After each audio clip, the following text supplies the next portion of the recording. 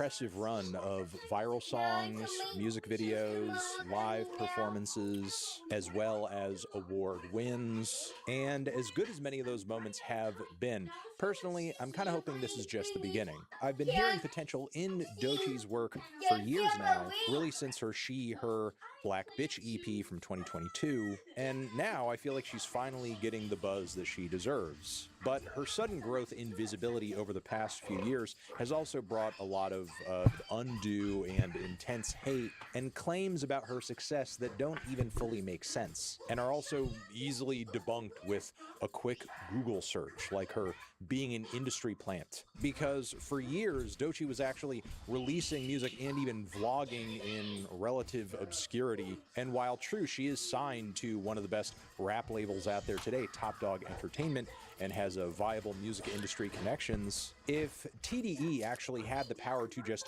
turn Doechii into an overnight success, why didn't they do that back in 2022? And also, why aren't they doing that for every other artist on the label sitting around or below 1 million monthly listeners on Spotify? Could it be that Top Dog doesn't just have the magical power to make any artist famous that they want, and maybe Doechii started blowing up because she was making music that actually resonated with people, mixed with some good marketing? Right time, right place, maybe too? Anthony Abitano here.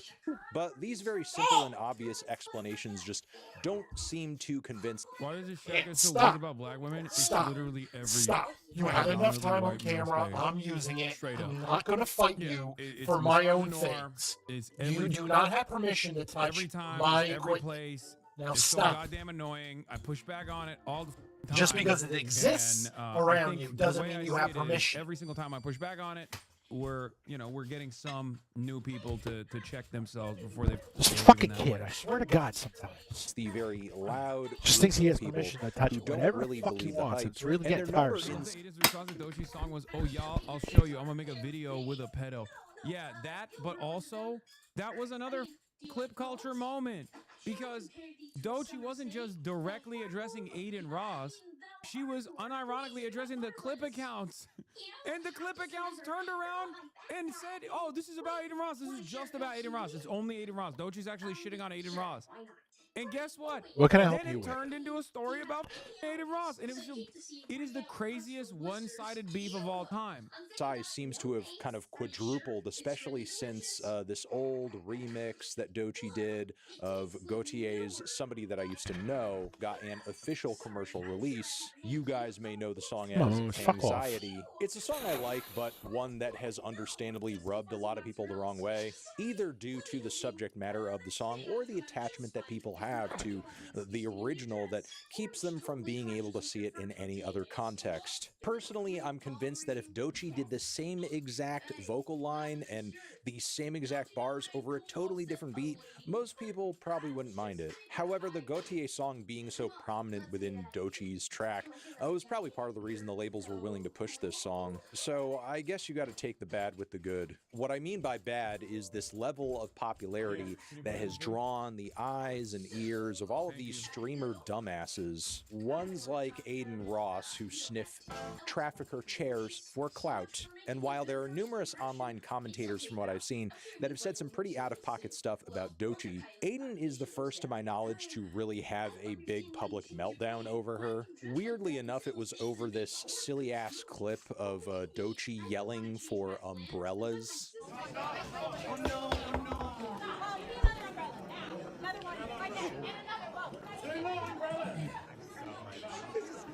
Makeup house, everyone! A lot of good you did me. Who gives a f about Asian Ross?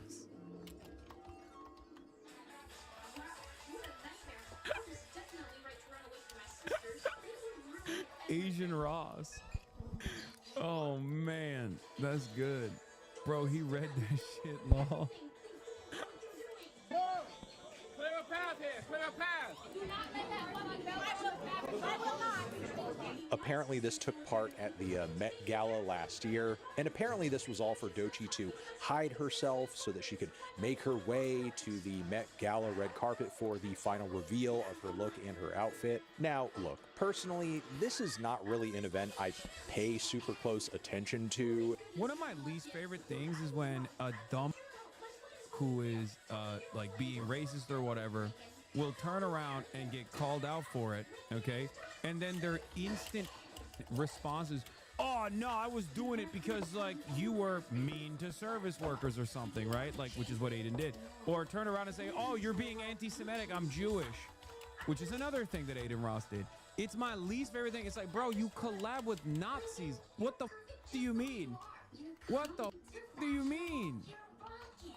Every year, and there are a lot of things worth critiquing around the Met Gala itself and celebrity culture. Yeah, but I'm this actually is the victim. Instantly, insta-locking. I'm actually the victim here. such a stupidly misunderstood moment. It's hard to believe that it went as viral as it did in terms of it being like a bad look. This and is another version of this. Aiden Ross has declared he's officially done discussing Doechii and the whole beef, and he's looking forward to watching all the people who are dragging him and talking smack during the drama to see their social media engagement and numbers start tanking. Anthony Fantano never called anyone the N-word. He was quoting someone which he apologized for and actually took accountability. Aiden Ross is friends with Nick Fuentes, who is self-identified racist and proud of it, and defendant Andrew Tate, who was also racist and has multiple allegations of rape and strangulation. Like, brother, what are you talking about? Like, the people that you surround yourself with and the people that you make content with are gross. It's unironically confusing that anyone actually falls for this at that point, you know? PR nightmare for Doechii. Not to get nerdy about it, but I'm realizing, honestly, I'm realizing that like pushing back on guys like this with like overwhelming force leads them to snap out of this like stupor that they're in, because on Twitter, they're surrounded by other like-minded bots, right? But when they actually start realizing that, no, when you know, normal people, when they catch wind of this shit, right, they go, oh gross, the fuck are you saying? And they start dunking on them. They go, oh no, people actually hate this.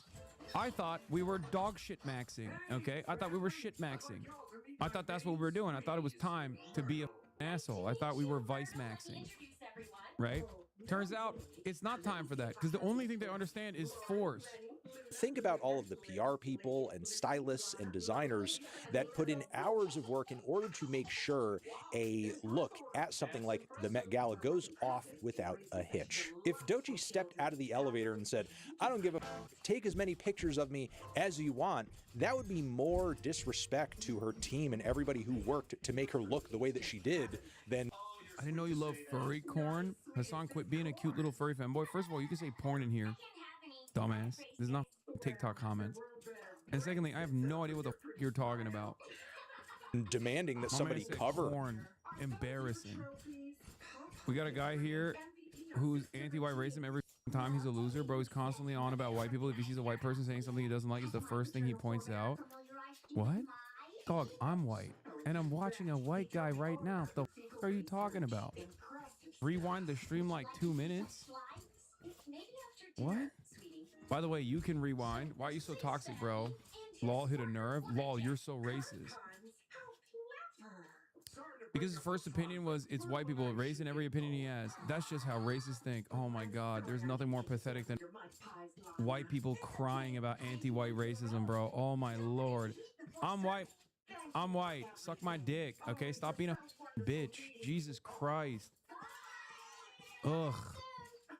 Ugh. Yeah. Piker Broadcasting Service. If you want to become a sponsor of the Piker Broadcasting Service by subscribing, you can rewind the broadcast and you can actually watch. Not white. Stop making shit about. Oh, I'm not white. Huh? Why is it that white identitarians that are constantly complaining about white people being under attack will look at a person like me? Oh, you're saying no, I'm not white.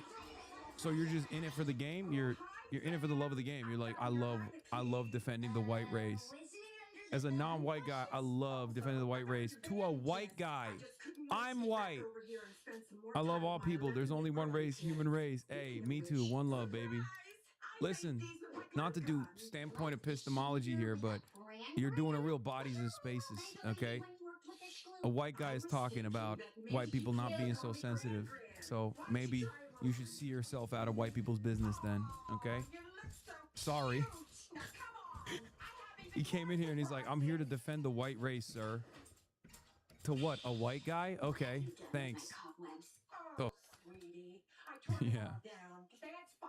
her and that somebody get an umbrella to prevent it from being spoiled, that would actually be shitting on everybody's efforts in that situation. And if you didn't notice, there are other people on her team too, at least several who are yelling as well. Like, I've worked at a restaurant for years, and when, you know, you're there rush hour, dinner time, I've heard people yell for help over less. Get me this, get me that, get me this other thing. Like, really? We're gonna flip out over that? I mean, even Aiden Ross's reaction led to him calling her entitled and an industry plant. Don't get me started on that. Don't get me started on that industry plant. Dochi, the umbrella clip pissed me off. What an entitled, unintelligent piece of she is, bro. She stole someone that I used to know. She makes no good music. She's horrible. She has zero talent. He got so heated over this. Later, Aiden admitted to having allegedly lost a bag in, I guess, some advertising or brand deals due to the Dochi hate he was drumming up. Yeah, Mr. Benito Mussolini himself. Fastest Pelotonic fascism. Now, as much as Aiden did make a lot of hay out of the situation, truth be told, he's just one voice in a growing chorus of Dochi haters whose fans pull up in their respective chats and clap like seals whenever they throw hate her way. And if you're the kind of person like me who is, you know, kind of constantly checking in on whatever music discourse is on the internet day to day, you do see a lot of like random and outsized Dochi hate. Now, finally, at the start of 2026 now, Dochi has seen fit to put out a new song that is not only kind of getting fans ready for that eventual album release this year, the project that is really going to define how Dochi's career is going to move forward from here for the next 5 to 10 years. But more importantly, wait, what is this? It's because did Willie Maxwell forget which direction time flows? The song commented in 2008 to a poem by Ulrich 2000. The account Ulrich 2000 favorited furry art between 2018 and 2024. This post should be preserved as proof of how Willie Mac does zero research before. Wait, what? This account is on commented on in 2008 favorited these guys are posted in 2024. I kid you not, this is how desperate they are. Wait, that's what it is? Review it in a second. They're saying I'm a furry. First of all, who gives a... Okay, sure, I'm a furry. Okay, whatever. Yeah. Like, it's not even... You're scraping the bottom of the barrel, brother. You called me a terrorist for the last 2 years. Oh yeah. Like, yeah, calling me I a know furry, that for you think sure. that is gonna I saw faze the me? Like, press yeah, I don't give conference of the a mayor. about this stuff at all. I don't They're understand pissed. why people entertain this Like, stuff, dude, but you hey, chased this live guy and let down, you live, you pistol know? Who whipped gives him, a... then you shot him in the back. But that's so funny that they've downgraded their... They went from... Dude, they don't realize. They went from Hassan is an anti-Semitic terrorist that wants to, like, do another 9/11 to Hassan is a dog abuser, which is a downgrade from terrorist, dumbass. And then they downgraded even further to, oh, he actually is a furry. Yeah, in 2008, on a DeviantArt, they're in the DeviantArt comments. This person wasn't a furry probably in 2008. No, to all the furries in the chat, I hate to disappoint you, but I am not a furry. But, you know, you can believe that if you want. Like, what's next, dude? Yeah, they're going to be like, Hassan likes ketchup on eggs. That's so funny. I have a bit about this, about how Turks are furries. For those of you who don't know, if you're new here, because Turks love the wolf. This is the sign for the ultra-nationalists. The wolf is like this mythological animal. Turks say that they're a descendant of the wolf. So I routinely make jokes about how all Turks are technically furries. Too much. this track is titled Girl Get Up, features a very solid chorus from SZA, and the bars in its 3 verses address a lot of the negativity that's been getting thrown her way. Honestly, all the industry plant shit whack. I see it on the blogs. I see you in the chat. You suck every rap N-word dick from the back. But what's the agenda when the it girl black? Y'all can't fathom that I worked this hard, and y'all can't fathom that I earned this chart. Yeah, that's Bro, that's not even about Aiden Ross. Address a lot of the negativity that's been getting thrown her way. Honestly, the way I see the song, it's a very accurate and completely non-specific way of taking head-on all the stuff that people have been saying about her. And again, this has been very broad, has been said by a lot of different people. It's sad to say, but these comments are not unique to one single person. And there are a lot of dudes out here in hip-hop and music broadly with very falsely inflated careers and botted streams who should be getting this kind of criticism instead, but it's Doechii getting it? Look, case in point, the song isn't even about Aiden Ross, but Aiden saw this song and said, you know what? This is about me. If Doechii's addressing her haters...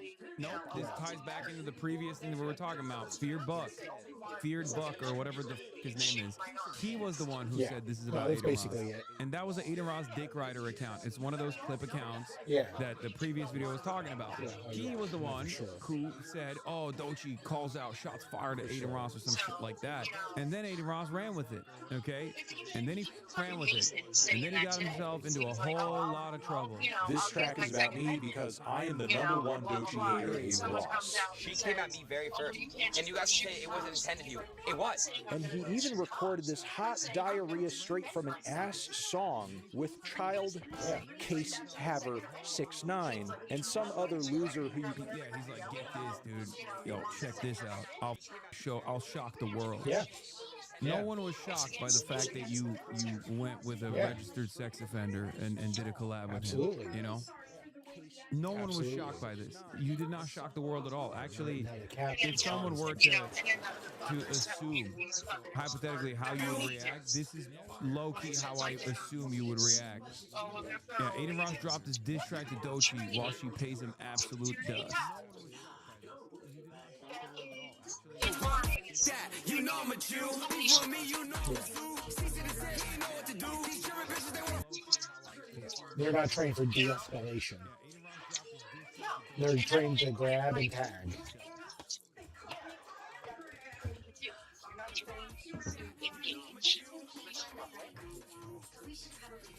Wow. Straight shit from the butt, dude. Yeah. Turn this dookie off. Guess what? You always say, Hassan, you don't listen to music? Yeah, well, I listen to that, and now my non-music listening has extended, okay? That's at least another year of me not listening to Dookie. Yeah. You can see here reacting to 6ix9ine having a child case. Tekashi 6ix9ine sentenced to 4 years probation. Why aren't you mad about that? Because it's the means to an end. He showed me the most love out of Anthony, do you just keep making that louder and louder calls me up for no reason? 3 a.m., 2 a.m. What you doing? Where's the remote? You want to know what my most controversial opinion is? I think out of all those talentless hacks over at Kick, Cuffham is the only one that actually 50, unironically dude. has comedic What's talent, wrong with you? but he wastes it all the time because he goes for the most lowest bottom of I'm not the going to barrel, keep doing this, nonsensical Anthony. bullshit You with know regular I'm on frequency. the computer, so I you're know, going to create as I much see. havoc behind me as you Listen, possibly can. He is dog And shit. stare at me while you Okay, do he's it. dog shit. Everything I've seen of him is dog shit for the most part, but he does actually have comedic talent. And he's just It's wasting enough. it. Get off the He's wasting trampoline it now. with all this other bottom of the barrel like shock value nonsense that he does. No, like when he does the face swap stuff, like he's actually capable of being funny, but he's also doing like Nazi edge jokes and things like that. Like there are boys sit there like a good boy. Yeah. I'm like, why isn't it getting you mad if this guy's Nazi saluting? Don't step on me. He's also doing like Nazi You know? edge jokes and things like that. Like there are Like, why isn't that getting you mad? Why are you saying, oh, well, he shouldn't do that? Don't step on them, Anthony. Get off! Get off!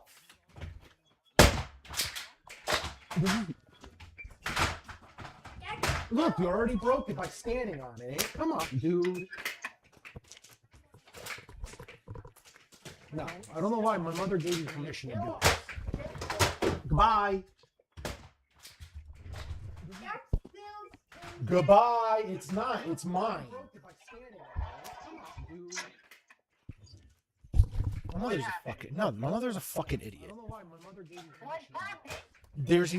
He was trying to stack collapsible boxes to stand on. Goodbye.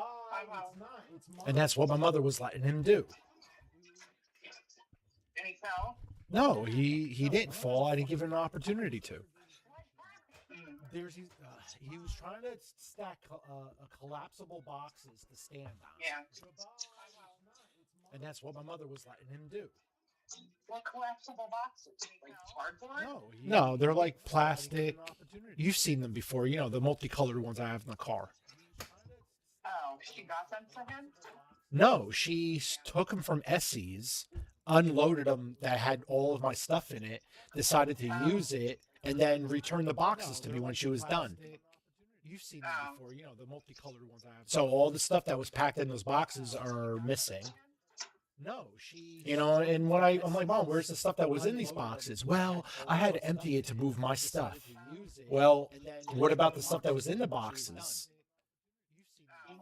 These are my boxes. You know, I'm just trying not to bring up things that obviously I'm going to get gaslit into thinking that I'm wrong. Well, I had to empty it to move my stuff. Well, and she brings the stuff over knowing I'm eventually going to be upset about it. You know? Yeah, I know. And she brings the stuff over knowing I'm going to eventually be upset. Put the stairs back in the bathroom. We're not going into Lily's thing now. You're going to find something to do. Go into your room. Put the stairs back. No buts. Grammy isn't here. Daddy's here. Put the stairs back. Now. You're going to find something to do. Go into your room. Put the stairs back. No buts. Grammy isn't here. All right. Yeah. Okay, bye. Put the stairs back now. Are you listening to your song, or are you going to just leave it play behind me like I don't like it?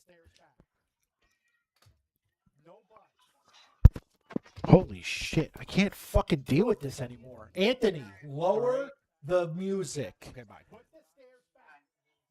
Are you listening? I don't understand why you need to be directly behind me, especially when I'm streaming. It's getting really annoying. Holy shit. I can't fucking deal with this anymore. Anthony, lower the music. Okay, bye. Are you listening? I don't understand why you need to be directly behind me, especially when I'm streaming. It's getting really annoying. Holy shit. I can't fucking deal with this anymore. Anthony, lower the music. Sorry about that, guys. Well, listen, I have a 5-year-old that I'm trying to teach boundaries. And when other people are around, it's like no holds barred. Everything that I taught my son goes out the window.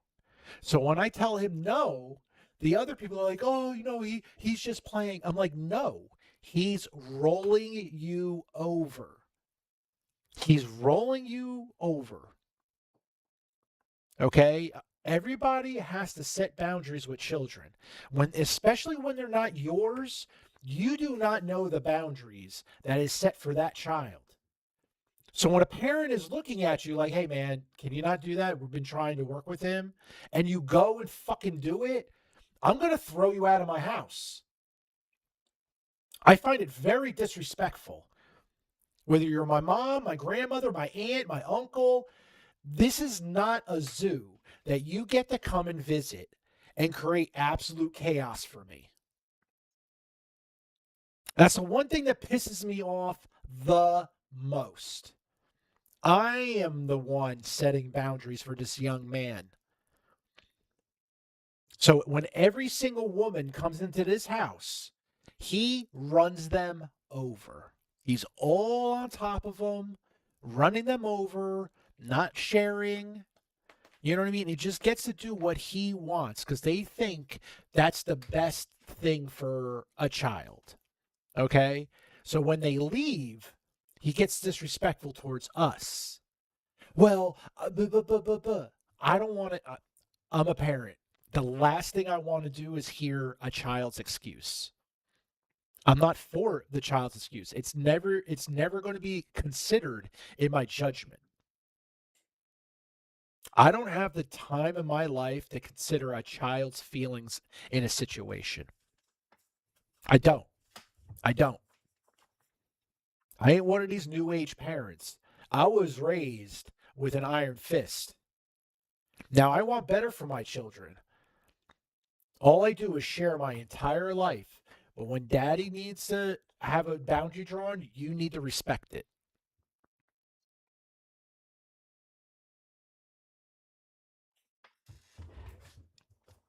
And everyone thinks it's a fucking joke. You know what I mean? I don't have a lot of room in this house. It's a 1-bedroom apartment. I've carved out myself a corner of this fucking place. That's all mine. It's clean, it's dust-free, child-free, but it's a 1-bedroom apartment. It's not like a room I can go into. I'm in a corner of my own living room that's next to my bedroom and next to the bathroom, in front of the kitchen. So it's in a high-traffic area anyway. But when he needs to play and he wants to prove a point to me, he's going to do whatever he can directly behind me. Now, as an adult, it's not my objectivity to let my son know that I have an anxiety problem. Then it sets my PTSD off. It's not my obligation to tell my child that's why I'm setting the boundary. All he has to know is that a boundary was set. That if he wants to, come into the boundary, you got to be a little respectful. I don't mind that he's playing behind me, but when I tell him to lower his thing, I don't want him to sit there and laugh and snicker and just stare right at me. Because if that was a grown adult, I would punch him in his face. But I'm not a hitter. I've only been hit 3 times in my entire life. 3 times by an adult. And all those 3 times, I deserved it. Okay, so I save those for extra special occasions. But for a young man, every point in his life, he has to meet the brick wall. And he's coming to it 100 miles an hour right now. 5-year-old or not, he knows what he's doing. He knows because he does this stuff on purpose. It's not just a kid playing nonchalantly. No, he's going to turn his iPad up as loud as it can go. So you have to listen to the song over and over and over again. And it's a YouTube short, so it lasts for like 30 seconds. But that 30 seconds turns into 10 minutes over and over and over and over again. And it gets on my nerves. Whether it's 10 o'clock in the morning or 3 o'clock in the fucking morning. I do not want to hear your iPad. There's several headphones in this house. You grab one and you use one. Otherwise, we do not want to hear your music. I don't know why it's such a thing. We're trying to draw safe boundaries with a child. Why I need to be fucking judged.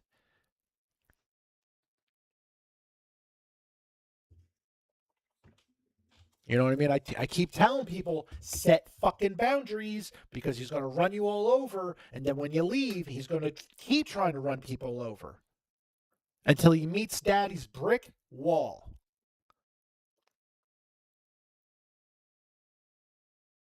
And whether my wife has a problem with it or not, that's besides the point. She has her own family things that she has to, her father was a fucking mean asshole, I get.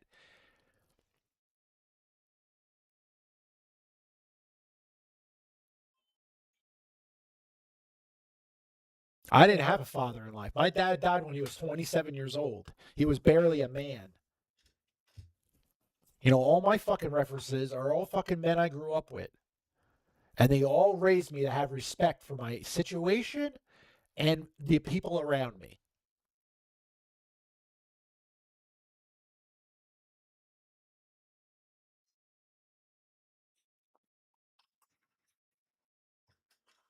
Listen, the one thing I will not take is disrespect from anyone. I don't care if you're my boss. I don't care if I'm under contract. I don't care if you're paying all of my bills. If you're going to disrespect me and try to make me fucking feel small or something, it's like going to be another day for you. Because I play the long game. I don't come back with a twip. Oh well, your mother's so fat. No, no, no, no, no, no, no, no, no, no, no, no. I buy my time. Your name goes on a little list. Okay? My name goes on a little list. Your name goes on the little list. And I bide my time. I do. Don't worry. Don't worry. But I can't let children rule my life every 5 minutes. Having a baby is having a baby. You have to take care of them a lot. But as they get older, they got to become self-sufficient. But they also have to recognize the rules and know there's going to be consequences to those rules. Like, I don't give a shit that my 5-year-old goes into my fridge and makes himself a drink. I could care less. But if he pours it all over the floor and just leaves it, then there's something that I'll have a problem with. And I'm not just going to sit there and scream at him. I'm going to find out why he did that and teach him the right way. You know, every child goes through this like independence streak. Like, I'm going to do this and I'm going to do that. It's like, no, you can't. You know, after a while, a child has to recognize that, like, this is the reaction that you're getting. This is the reaction. And for a while, he was doing that. Like, he was just doing things to get a reaction out of you. Because he would look at you, get fucking terrible mad. And I can't fucking wait, because the first prank he tries to pull in this house, I will throw him the fuck out of here. Because I don't put up with none of that pranking daddy shit. I didn't prank my daddy. I didn't prank my grandfathers. I didn't prank any of the men in my life. So this YouTube shit, listen, I lived through CKY. I lived through bump fights. Okay? It was fun while it lasted. And back in the 90s. But I'm not into fucking pranks. I'm not into that shit. So keep your pranks somewhere else. Okay? Because I don't prank back. I sue. Well, I can't sue my kid. I wish I could. He's probably got more assets than I do at this point.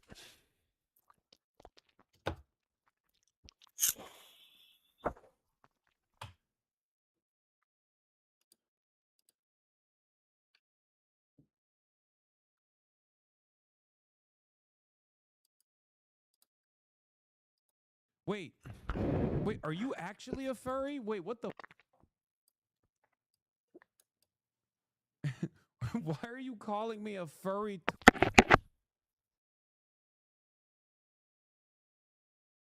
Welcome back to another 90 Day Fiancé recap. Let's talk about Before the 90 Days Season 8, Episode 7. This entire video is dedicated to Lisa and Daniel because they have a lot going on and we gotta talk about it, okay? Lisa is the gift that keeps on giving. I am here for it. I love it. I love every second that she's on my screen. So Lisa and Daniel wake up the next morning and her red lingerie is on the floor. She's in her comfy clothes. Good morning, my love.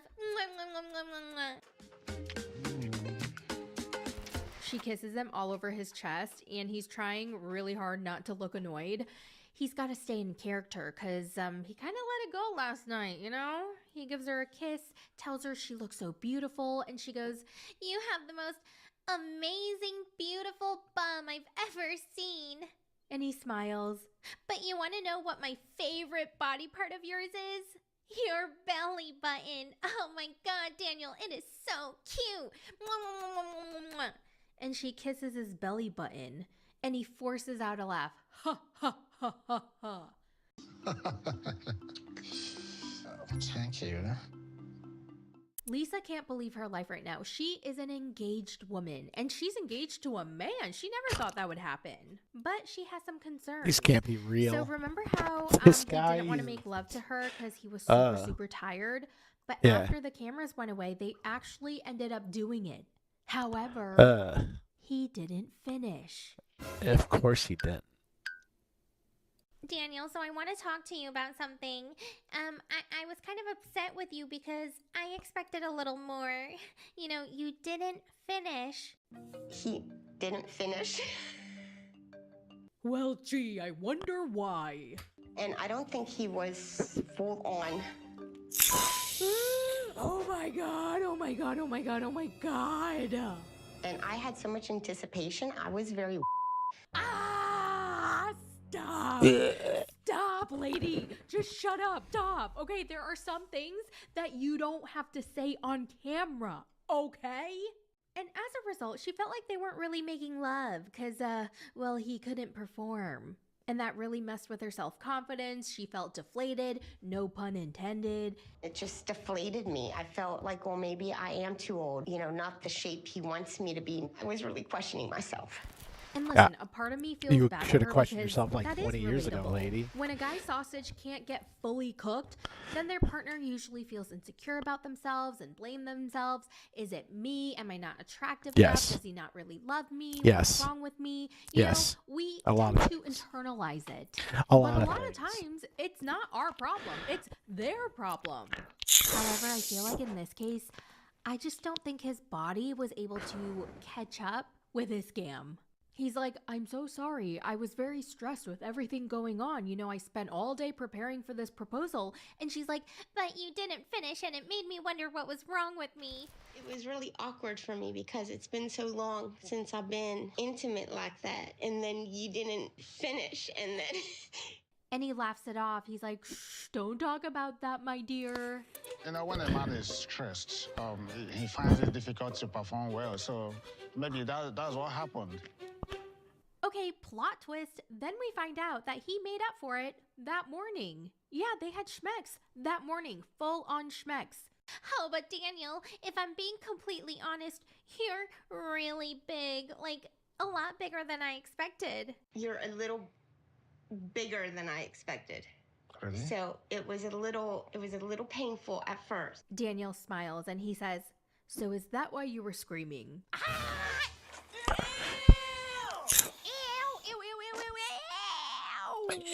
She tells him it hurt at first, but then it turns sweet and gentle, and she knows that they're made for each other because her donut hole stretched to fit the size of his sausage. And then it was really sweet and gentle and enjoyable, and I seem to have stretched to fit you just perfectly. You're made for me. Yeah, I want you guys to let that sink in a little bit. She said she seems to have stretched enough for him. Sit with that. Sit with that for a moment. I just Let ate. it sink into Like, your this is head gross. that she actually said that on national television. So she's totally in love with him. She's super invested now, and she wants to be his wife. She wants to spend the rest of her life with him, but she still has to come clean about her past. I'm even more concerned how he's going to handle what I have to tell him about being still married, and it's a woman, and that I've been with women for the past 21 years. Yeah, you might want to do that sooner than later, sweetie. Lisa, if he doesn't accept me, it'll affect me in more ways, blah, blah, blah. I'm already 100% into this relationship, physically and emotionally, and it's definitely going to be harder for me to handle if he can't accept my past. Next scene, they're off to the market. He opens a car door for her. They get into the cab, and she's like, You're such a gentleman, Daniel. You treat me like a queen. and she kisses him some more. He looks like he's getting tired of this act. Like, bro, you gotta have more grit. I mean, it's only day 2. We see him go in and out of character. Like, that's unacceptable. So they get to the market. There's so much to look at. Then they get to see some chickens, and it brought me right back to batshit Renee and Chitty. Do you guys remember that?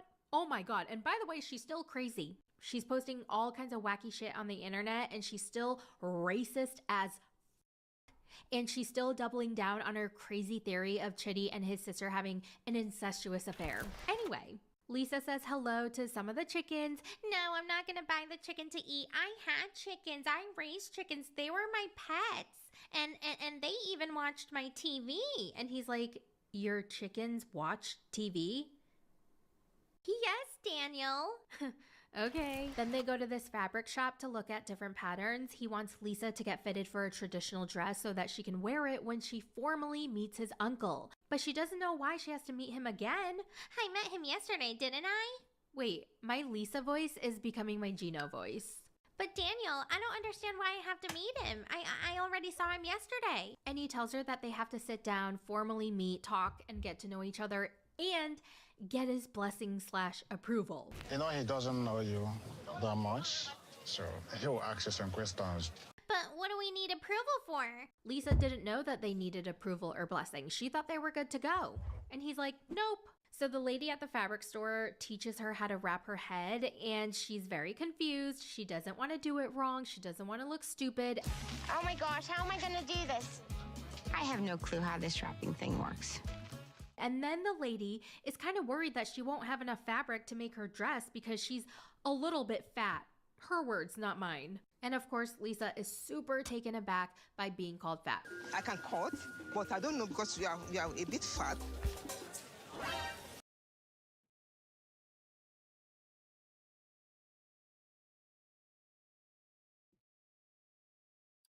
The first thing that these guys do after another, unlawful state-sponsored execution is to basically cover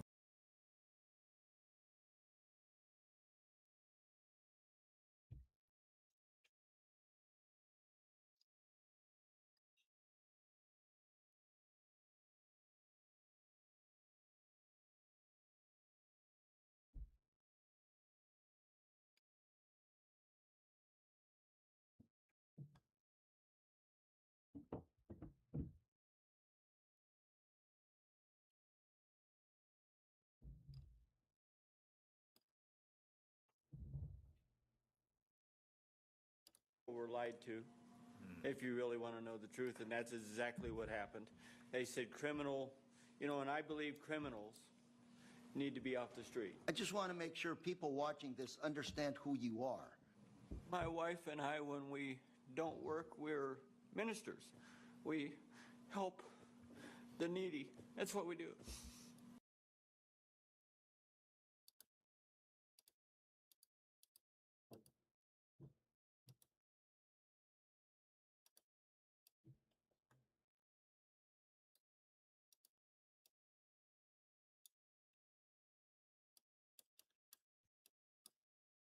Of the agents, they come and start pushing people out of the road, and then this agent shoves what I believe is a woman to the ground, and this is the man who ultimately is shot. He steps in and pushes him back in defense of her. That is what kicked it off. That's what causes them to dogpile him onto the ground, and then as he is on the ground on his hands and knees, you will see an agent draw his sidearm and shoot him.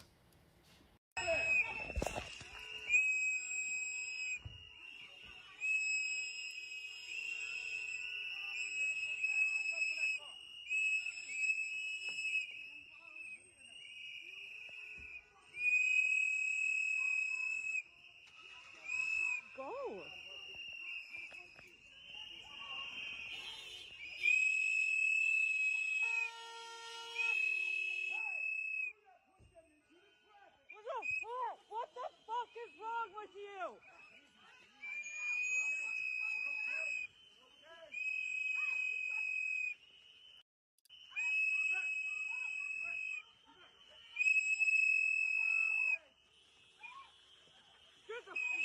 The fuck, people?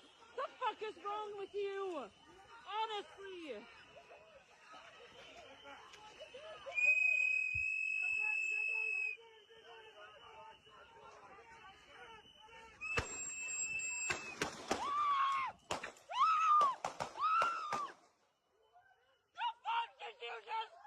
I mean, I'd like just for one day where I don't have to watch people die. I mean, why do I gotta sit here and watch people die every fucking day? Every fucking day I gotta watch somebody get killed. Every fucking day. Why? Huh? Every fucking day I gotta watch the federal government murder civilians. You fucking assholes and your Second Amendment. Every time a fucking Democrat runs, all Republicans do is talk about the goddamn Second Amendment. Huh? It's to bear arms against the government. Like tyrannical assholes like this. Every day I gotta watch somebody die. Every single day. Isn't anyone else tired of this? Listen, the federal government going into cities and ripping families apart isn't going to lower your gas prices. It's not going to lower your fucking vegetable prices. It's not going to lower your milk prices, your insurance, car insurance, health insurance. None of this is going to give us anything. Nothing. Then on top of that, you got this asshole going around the world and making us look like fools. Fools. The entire EU is against us now. We have no more allies. What's going to happen in 3 years? We're going to have another January 7th.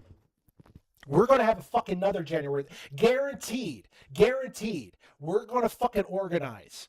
The people are going to fucking organize. The real Americans are going to organize. And we're not going to put up with this shit. We've come too fucking far in this country. Too far. For me to watch every single day the federal government killing people, pushing people, gassing people. For what? What is the goal here? What is the goal? What is it? Gas is still $3 and change a gallon. Almost $4 or $5 sometimes. I mean, this is getting ridiculous, people. This is getting ridiculous. White supremacy does not stop when all colored people are in jail or excommunicated. It doesn't stop with colored people. Do you understand this? Do people not understand this?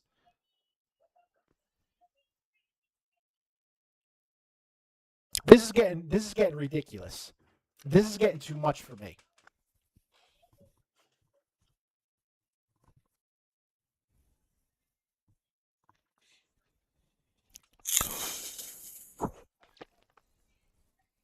Every fucking day I gotta watch someone die. Because they're trying to keep police away from the scene, and police are trying to preserve what is a crime scene. And federal agents are blocking them from doing so. That's where we've arrived. We now have another angle of this. I'm going to play it for you. It is bad. Just letting you know. But you can see everything that transpired beforehand. I'm ready. I've watched enough people die on TV my entire life. You will see the man who was shot out recording with his phone, just recording footage of the agents.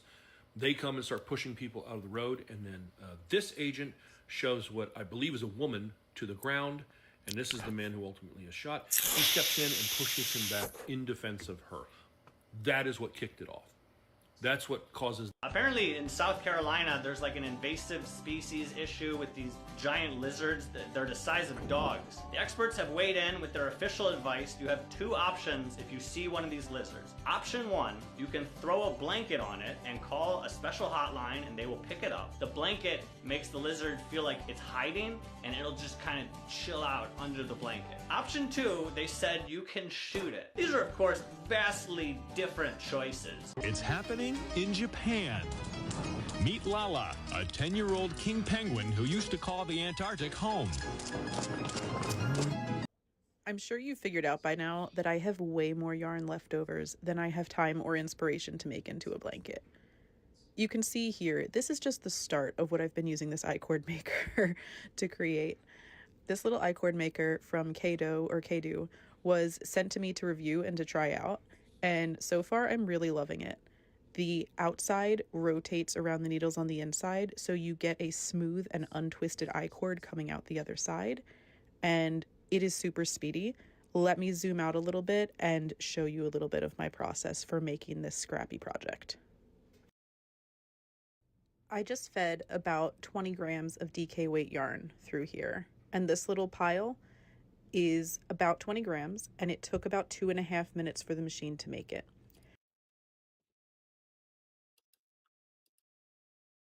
You can see from this pile, I've obviously been here for a lot longer than 2.5 minutes because it's very addictive to feed the yarn through and have it spin up into this yarn. Let me show you the project that I am going to make now with this lovely pile. This is a scrap rug I had previously made, which is why you... So, federal agents, ICE specifically, just shot someone else in Minneapolis this morning. Yeah, we already know. You already told us. And he was like, you know, I heard you have a story about me. I said, I do. He said, I'd like to hear that story. I was like, okay. And so I flew to New York. You couldn't tell him over FaceTime? No, listen. You want to hear a story, I'll fly to you. It's Tracy fucking Morgan. Tracy Morgan's on a different level. Tracy Morgan is funny 100% of the time and 100% of the things he does. He can make eating crackers funny.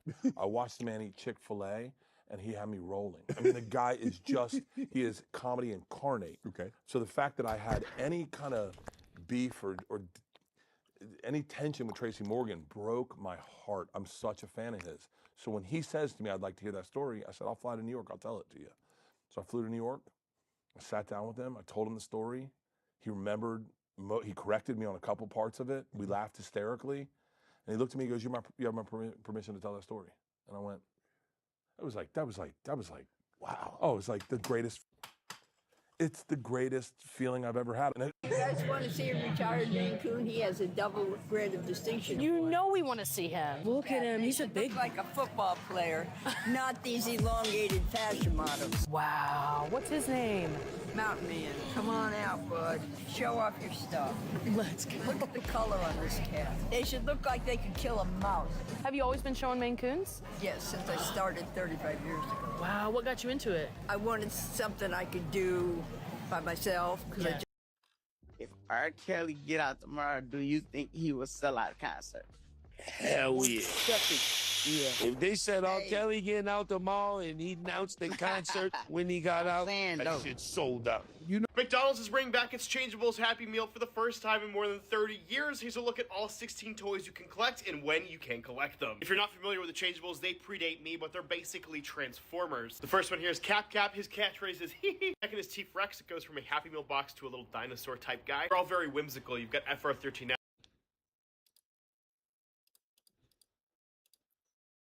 Fries turns into, again, a creature. Creature's the best way to explain them. He speaks 13,000 languages except for French, apparently. Here's a look at Gala. Fash is one of my favorites, transforming from a McNugget box. This is Fergon. P1V4 is very cute, going from a hamburger into basically like a turtle. We got the Boobot. This is a must for me. We've got Taurus, who is a robot dinosaur vampire hybrid. Here's Minnie, the former jewelry display case. Kaio, maybe Kyo. Drinkobius 999, which is the drink machine. Rip. You press him and he turns into a robot. That alone is cool. Sizzlesaurus, which transforms the Frylator. Curtis, the Divine. He is the present-day prehistoric ruler of the Changeverse. And Pterodactyl, who is a... You were with Carl in his final moments. That's a beautiful thing for Carl, isn't it? I was still hoping that they would, put the stuff on him and boom, and get him up. And I kept yelling at them, keep it up, keep it up. And they thought I was crazy after an hour of yelling. We're hiring for a $100,000 role, and you don't even need any experience. No resume required, and you can work. You're black? Yeah. You're not black. Yeah, I am. What, you think just because I'm a white ghost, that must mean I'm the ghost of a white guy? Do you think when black people die, they turn into black ghosts? I suppose I've never considered it before. But I mean, you don't have a... A what? A black...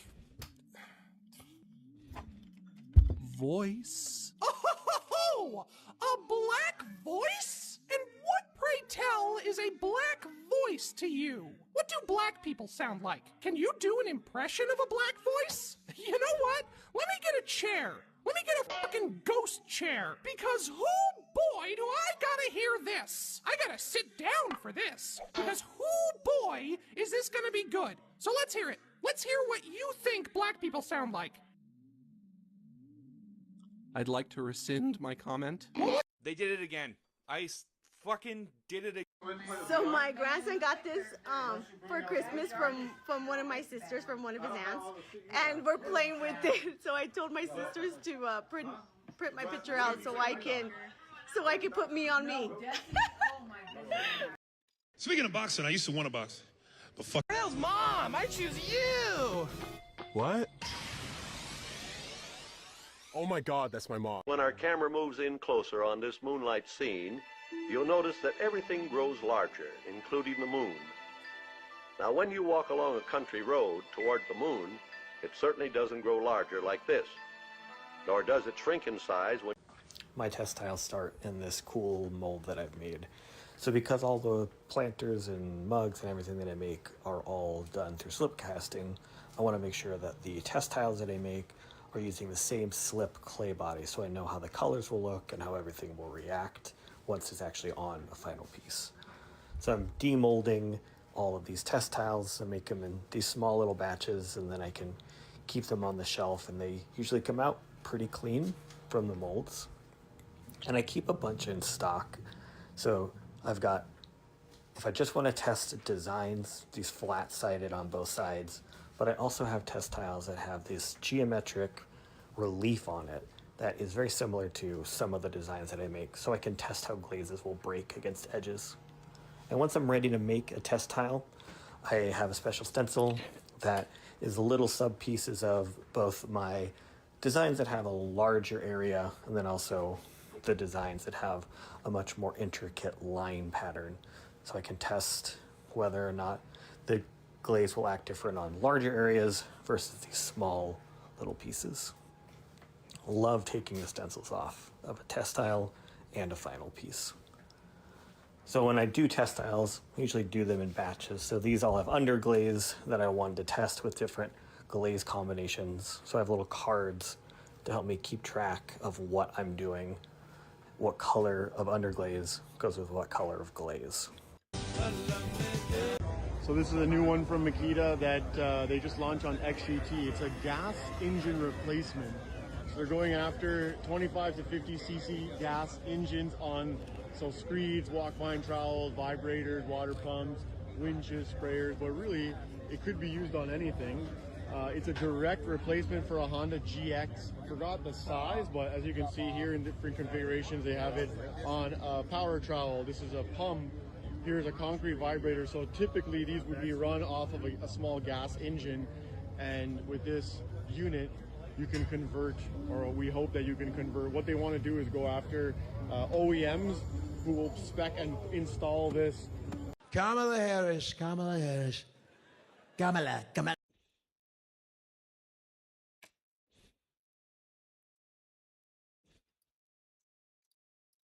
Kamala Harris. New year, new. Just dropped it. Is that a butter rug? Y'all, so many people sent me that video. We gotta go check it out. Y'all know I love. I got such a good deal on 512 gigabytes of DDR5 memory. This is gonna help PC bros out a lot with gaming PC builds. Normally in this market, this would have. As I touch the top of her breast with my fingertips, and then go down them to the nipple slowly. Okay, I'm done. Slide. This one's gonna be really fun. Let's go see. You guys have probably noticed. Guy Fieri just did the unthinkable, bro. His signature look is no more. According to his social media, he's dropping his trademark style for this. Multiple decades as an icon, now he's going from the guy to just a guy? I don't even want to think about the implications this could have for Flavor Town. He looks like he just stepped straight out of a 90s office park with this. The frosted tips, melted. The goatee, shaved. The flame shirt, snuffed out. What is going on, dude? What is happening with Guy Fieri? This can't be forever, man. There's gotta be something out there that can bring back the guy we know and love. Because what? Guy Fieri just did the unthinkable, bro. His signature look is no more. According to his social media, he's dropping his trademark style for this. Multiple decades as an icon, now he's going. You know, they say when you're in Baltimore, you got to get crab cakes. When in New York, you got to get a slice of pizza. And when you're in Milwaukee, you got to get a room at the Ambassador Hotel, go to the rave club, pick up a gay black guy, take him back to the Ambassador Hotel, feed him drugs, drill a hole in his head when he's knocked out, pour acid at it, Then he'll escape. Then he'll walk down to the McDonald's where two cops will see a black guy half naked, drugged out of his mind, tell the cops that he's your gay boyfriend. The cops will say, "Get that gay guy out of here." And then you can take him back to the Ambassador Hotel. Oh, I'm so happy to see you. Did I have an identical twin? Yes. You gave her up for adoption? No! Okay, so could she still be out there somewhere? What, did you put her in a basket outside of a firehouse or something? No. Is she dead? Well, so what happened to her? You ate her. What? You know, you absorbed her. Great, so I'm a sister-eating cannibal. Oh, I'm so happy to see you. Butt nut nudes. Butt nut nudes. Butt nut nudes. Butt nut nudes. Butt nut news. Butt nut news. Butt nut nudes. Laid out and made the decision to have 3 kids. That is not my responsibility. And this is the last time you're going to do this. You're not doing it anymore. It's your responsibility, not mine. Well, it was not my plan to be no single parent. Well, it's not my plan to be a grandmother that don't take care of somebody's 3 kids because they feel like they're not responsible anymore, that they don't want to be a mother anymore either. Nobody plans to be a single mom. But when it happened, you got to do what you got to do. You can't sit there and blame the world. And nobody's obligated to help you with your kids if that ain't theirs. Well, look, These cats haven't seen each other in years, and tonight everything changes. Okay. It's time. I'm gonna go like this. It's heavy. Anything? Nothing. 2, 3. Okay, take it out. Okay. I'm so paranoid. If he isn't it. Oh God. So we're gonna dunk again? Alright, let's dunk again.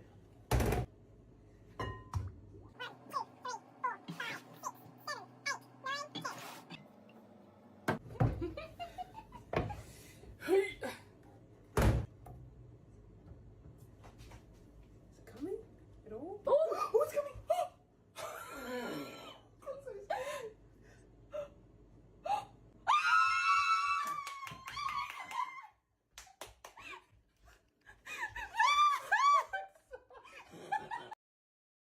Oh God, Hal, you wouldn't believe what happened to me at work today. I had to spend 5 hours with this stuff on my face in front of everybody. I've never been so humiliated at all.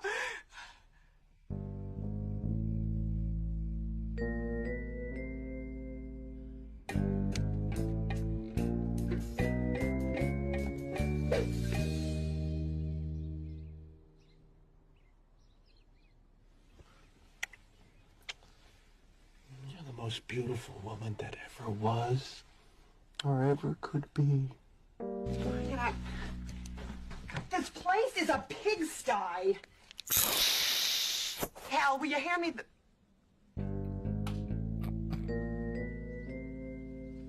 Hal? The Coalition must have abandoned this place well over a century ago. The Grimoire is what they called it, a secret facility housing the collective sum of humanity's scientific and cultural knowledge, a treasure trove of lost secrets and invaluable understanding, hidden well out of sight on the dark, ragged edge of the Milky Way galaxy. We thought we might find someone here, a forgotten contingent of librarians in stasis. I used to pennyboard these little mini skateboards, right? Pennyboarding is how they torture Jews.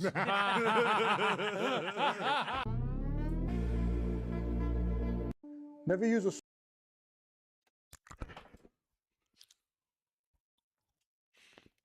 snowblower.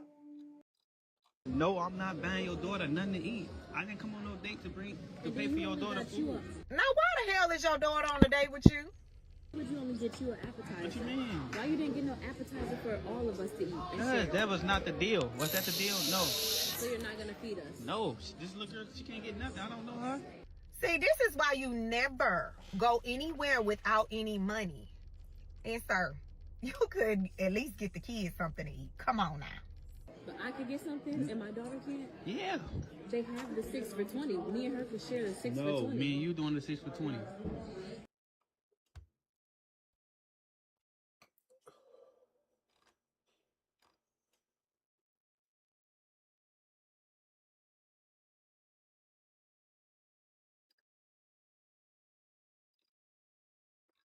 I'm not sure if you're interested in a tour smoked cigarette from John Daly. I guess his caddy sold that to Leaf. That's insane. Isn't it wild? That's kind of cool. Yeah, that's one up your alley there. It's hard to sell. Not a lot of people want it. What, So, who put out the card? Leaf, I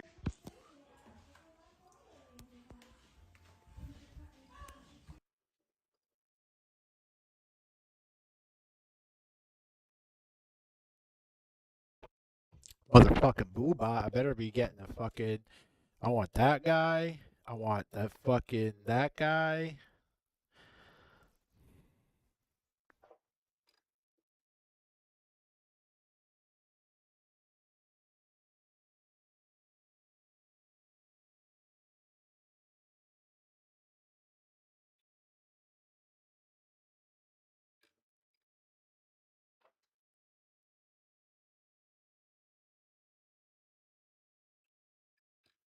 Get on the ground. It's really cool.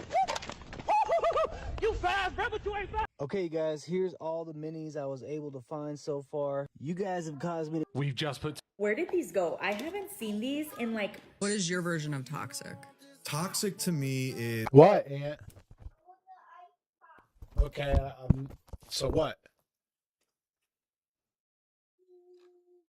All right, y'all, these mini buckets and totes have been going viral. They've been doing this for 18 hours without food or water. It's almost like they have an unhealthy, single-minded obsession with it. Check this out, bud.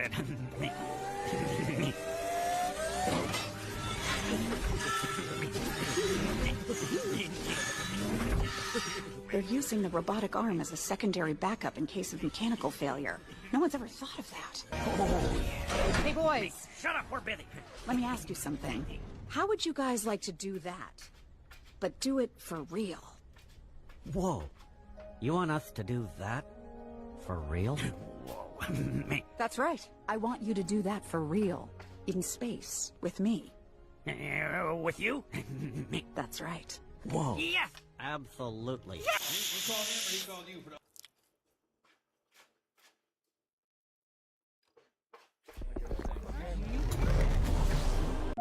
Finally posting my highly requested 3D mushroom embroidery.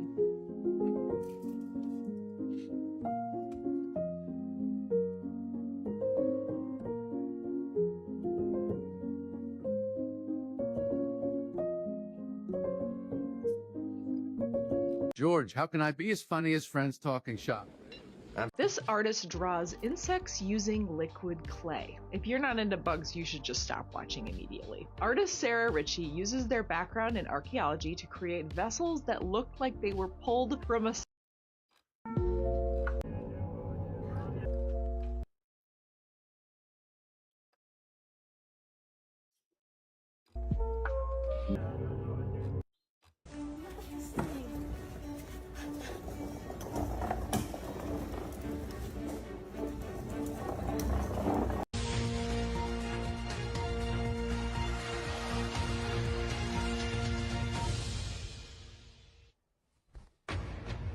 Live from London, this is BBC.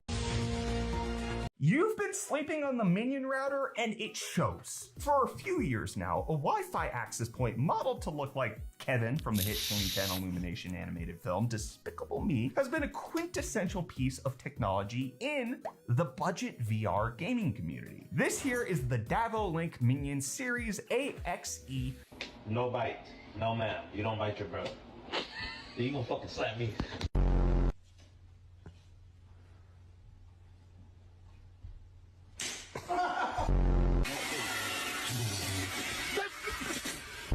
On Theo's side. Or on... And dance and dance and dance. Ah.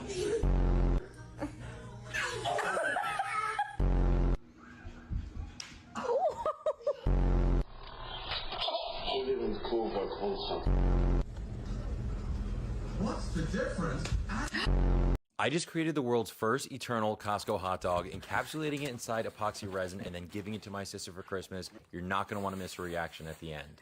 As you probably know, hot dogs float in epoxy resin, which made this extremely challenging to get the hot dog right where I wanted it, floating in midair, not attached to anything. It was crucial that this thing was completely stable, so it could not move up, down, left, or right once I started pouring the epoxy. I went ahead and made a second mold out of melamine because I wasn't certain that the epoxy was going to actually release from this plastic mold I made. I figured some lightweight fishing line would do the trick because you wouldn't see it once the epoxy is poured. I flipped over the mold, drilled some holes in it, and this way I was able to suspend it exactly where I needed it. And it's at this moment when I realized I wouldn't be able to see this on the wooden mold, so that idea was out the door. Now there's a bunch of crumbs inside. Now we all know that hot dog is pretty steamy when it comes out, so I made sure to ask the hot dogs in a separate bag from the buns. This got a little story time for you. Last year.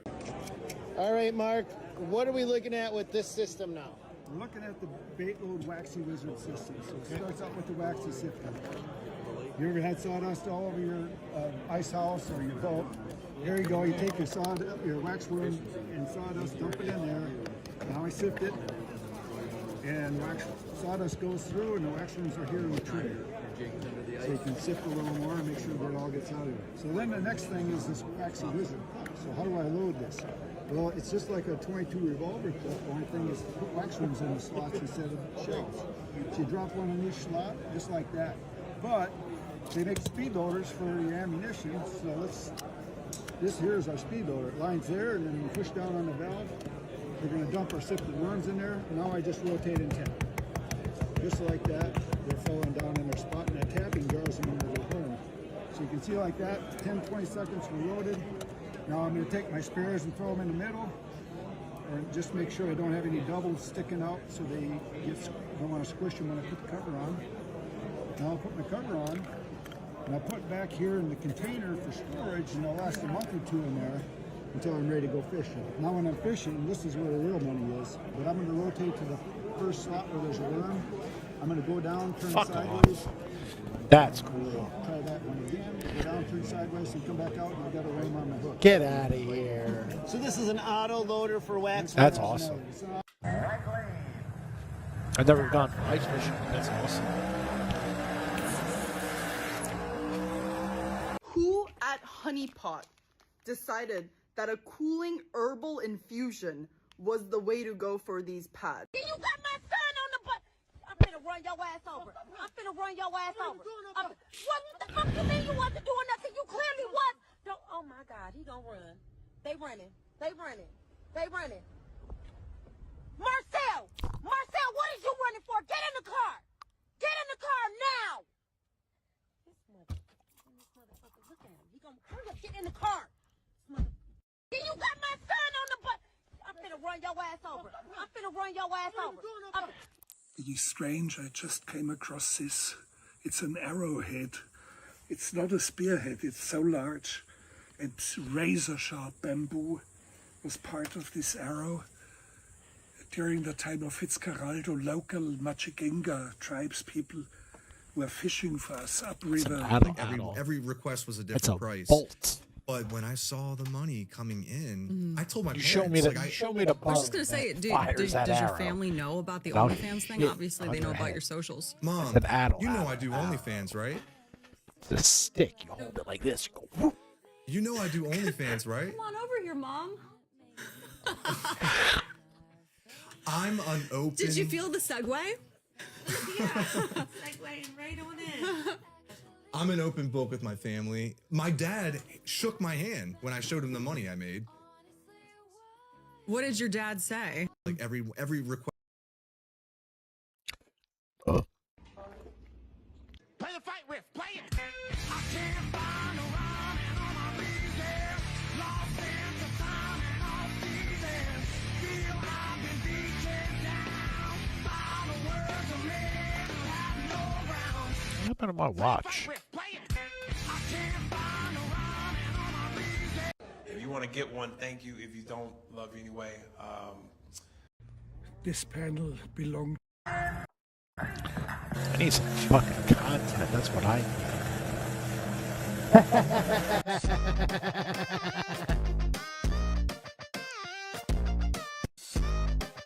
Let's talk to the purple. 1986, Chernobyl. Smirnakov stuck an elephant's foot, but not scared because Smirnakov had Pepsi. Today, Smirnakov come to America, but not scared because America had Pepsi. They tried to deport Smirnakov, but Smirnakov ordered Pepsi with no ice. Is Nick in there? Yo, Nick, can I get a shot on Nick? Can you get a shot on you in the booth in there? Nick, was Stat in the portal saying Golden State been her team and she brought paperwork in and now it's terrible and all this other shit and it's just not Stat? We don't want to hear the politically correct answer. You feel like shit because you brought in paperwork. You like, yeah, I'm gonna go Golden State. They should be all right with Jimmy Butler. And it didn't work out, Stat.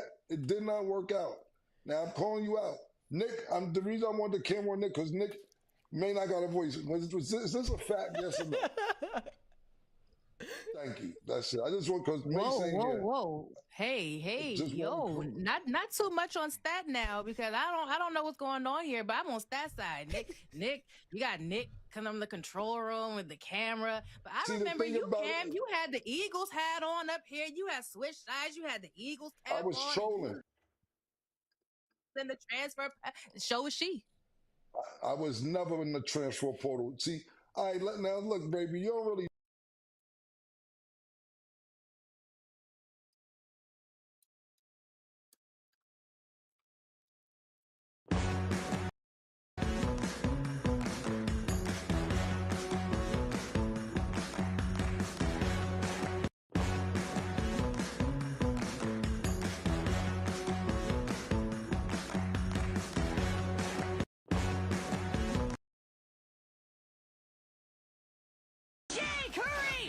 Is he crushing you, man? No, he's just f***ing me gently. Oh! Please, Finn, if you're gonna me again, don't make it as hard as you me last night. I didn't you last night. Yes, you did. My love handle still hurt. Now, I want you to think about a cactus. How would that feel? Prickly and painful. Good. Hey, You're doing great. Come on, Cool. Bubba's. So, can I the cactus now? Time. No, you can't It's anything. dead time. But that poor And cactus. Yeah. don't fall asleep. No sleeping. Me.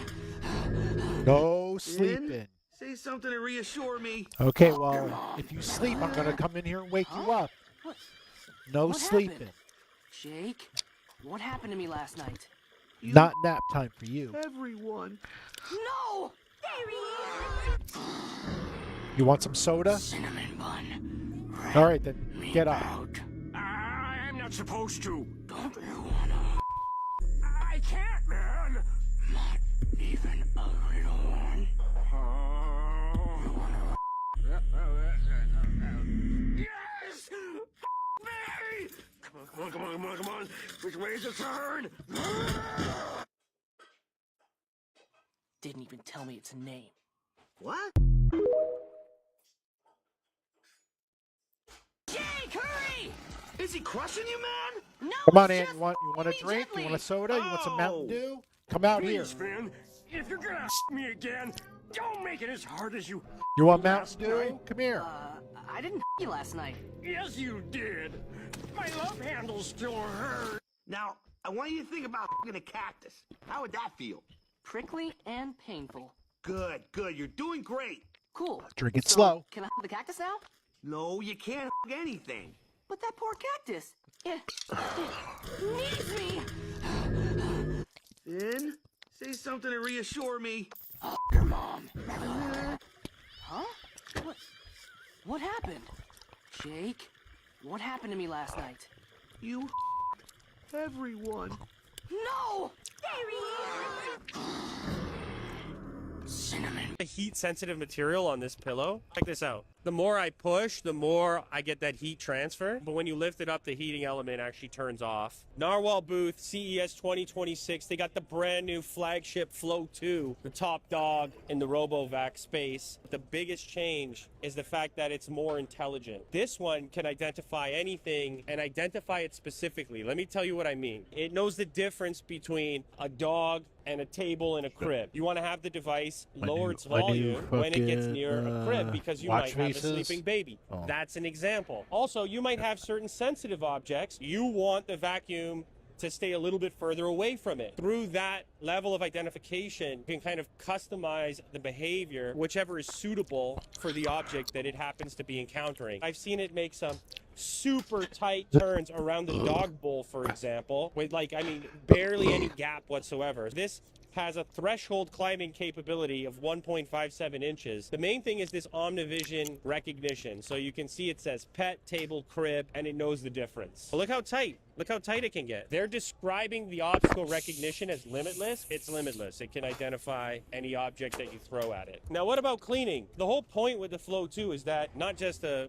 vacuum, but it's also a mop, as opposed to like a typical spin style brush. This is using a track mop instead. You've got water that moves through and cleans the mop in real time. So the mop is being cleaned as you use it. This just means it's going to be able to clean up a mess faster with fewer passes. Keep coming with me this way. We've also got handhelds, and there's a new handheld this year, which is a specific device for cleaning couches and mattresses. So this is a handheld, like you're gonna actually operate it yourself. It's not just a vacuum, it also vibrates in order to loosen up debris that might be on your surface. This metal plate heats up in order to kill bacteria, and then there's a UV light as well. So this one's pretty cool. This is the new V50 Cube. It is a very lightweight, 0.4 kilograms. Now this is also adjustable, so I can adjust the height. Like this. And the beauty of it is it's all-in-one design. So I come back to my station here and it just slots in there. And then we're going to have up to 100 days of cleaning. This can either go into a removable basket or into a bag, so it's your choice. Plus, this has got to be the coolest feature. There's a fully charged battery that's always sitting in the base station itself. Also, all your accessories fit inside. Then I should also mention that they are going to be putting out a stick style. Like, look at how crazy that thing is. That's going to be for like extremely quick little cleanups. But I mean, from an engineering standpoint, it's pretty impressive. The heat-sensitive material on this pillow, check this out. The more I push, the more I get that heat transfer. But when you lift it up, the heating element actually turns. I feel high or low when I smoke them. Sometimes my friends buy weed and I give them this and they don't even know this. Baby texting me saying they're good kush. The whole time it's cat kush. This is for those couples that like to wear these kind of things. I took it and grabbed it and chopped him the head off like this. He begged me not to kill him. Let me show you his wife. I feel bad killing this one. I put 60% off because I want all the poor people to get it. Rich people like me go to the elite section. I invented a ginger man, shape him like this. That's how I invented it. And the peppermint, I put colors on it. That's how I invented it. Yep. I invented this little thing. Ooh, what's the word? Pussum. This word said pussum. I invented this by putting little stuff in there. I invented the Kush and the peony stick combo. I use them together by putting this on it and.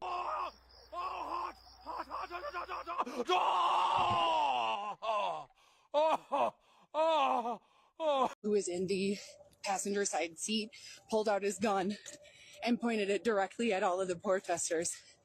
We barely stood in front of his car and he immediately took out his gun. Just so you know, that's what they're trained to do. And I wasn't afraid, and a lot of us weren't afraid. It emboldened us and it made us more mad. It made us more mad that was the first thing that you did because you're a fucking coward. You pulled out your gun. You pulled out your gun for people who are protesting morals over money right now. Get the fuck out of our city. We don't want you here anymore, you sons of bitches. You have just fired us up even more. Bitch, nobody give a fuck. You literally just sat here on video and admitted that you and your people, your protesters, were blocking the fucking ICE agents and trying to keep them from not leaving. Feel free to go back and watch this fucking video again. Stupid bitch literally admitted it. See, that's the shit that got Renee shot in the fucking face. You're lucky you didn't get shot in the fucking face. And if your dumbass did get shot in the face, the whole media would paint you out to be a fucking victim when you did it to yourself. Just like that Renee bitch, just like that stupid motherfucker banging his rifle off in front of that agent. You dumb motherfuckers bring it on yourselves. And honestly, I don't feel bad for you cocksuckers. Not even a little bit. I hope they use live ammunition. For the life of me, I can't seem to figure out how you dumb cocksuckers on the left can't realize that you're the whole ass fucking problem. I love all of you. Let me know what you think in the comment section. I'm your Huckleberry. Who was in the They passenger lost side my seat, services. pulled out his and I gun kept it and 'cause pointed I it like directly at all of the protesters. We barely stood in front of his car and he immediately took out his gun. Just so you know, that's what they're trained to do. but I wasn't afraid, and a lot of us weren't afraid. It emboldened us, and it made us more mad. It made us more mad that that was the first thing that you did because you're a fucking coward. You pulled out your gun. You pulled out your gun for people who are protesting morals over money right now. Get the fuck out of our city. We don't want you here anymore, you sons of bitches. You have just fired us up even. Bitch, nobody give a fuck. You literally just sat here on video and admitted It's like that guys you like this and that your people, are your making me really sick. protesters. I mean, listen. I get their point of view. And listen, there's going to be stupid people all over, okay? In the protesters, in ICE, there's stupid people all over the place. But you have to understand that these people are standing up for your freedoms. They're the federal government. They're going door by door, ripping people out of their homes, following kids to school. Dude, you have to draw the line somewhere. Where is your line? Like that's the question everyone has to ask. Before you fucking call me a dirty liberal or whatever bullshit thing term you guys have come up with these days, but you got to understand something that this shit's not going to fly. The shit's not gonna fly for too much longer. It just isn't.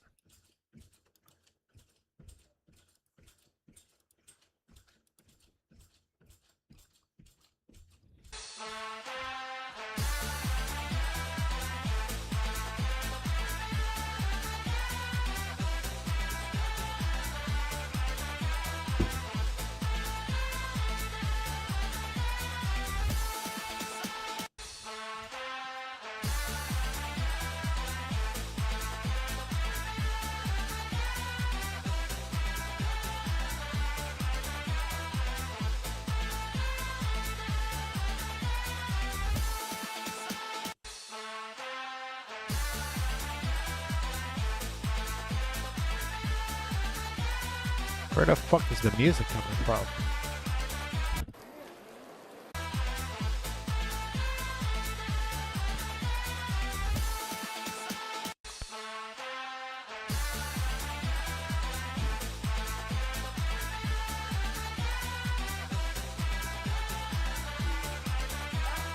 Oh.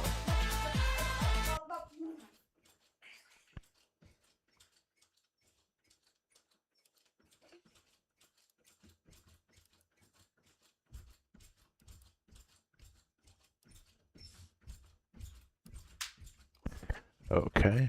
Sheriff Witt, State Patrol Colonel, and General Minke, the Adjutant General of the Minnesota National Guard.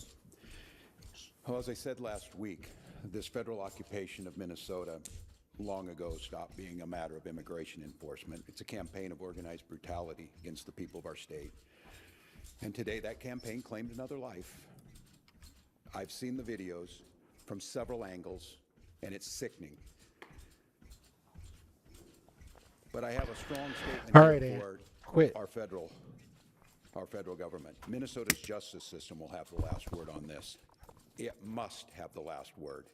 And it As I will. told the White House in no uncertain terms Don't this you morning, worry. the federal government Don't you cannot worry. be trusted to lead this investigation. Not a fan of Tim The Walz, state will handle but it, period. Let me say something else, and this is critically we all important. better stand up. All of us understand what happened this morning and the tragedy of it, and my deepest Yep. sympathies to the family of a 37-year-old Minnesota resident, a lawful firearm concealed permit carrier, something that I've been lectured to by Republicans for decades, that is not only your right, it's your duty.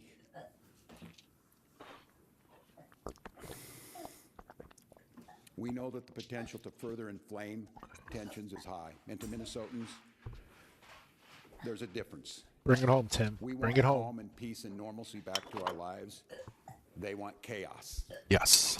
We cannot and we will not give them what they want by meeting violence with violence.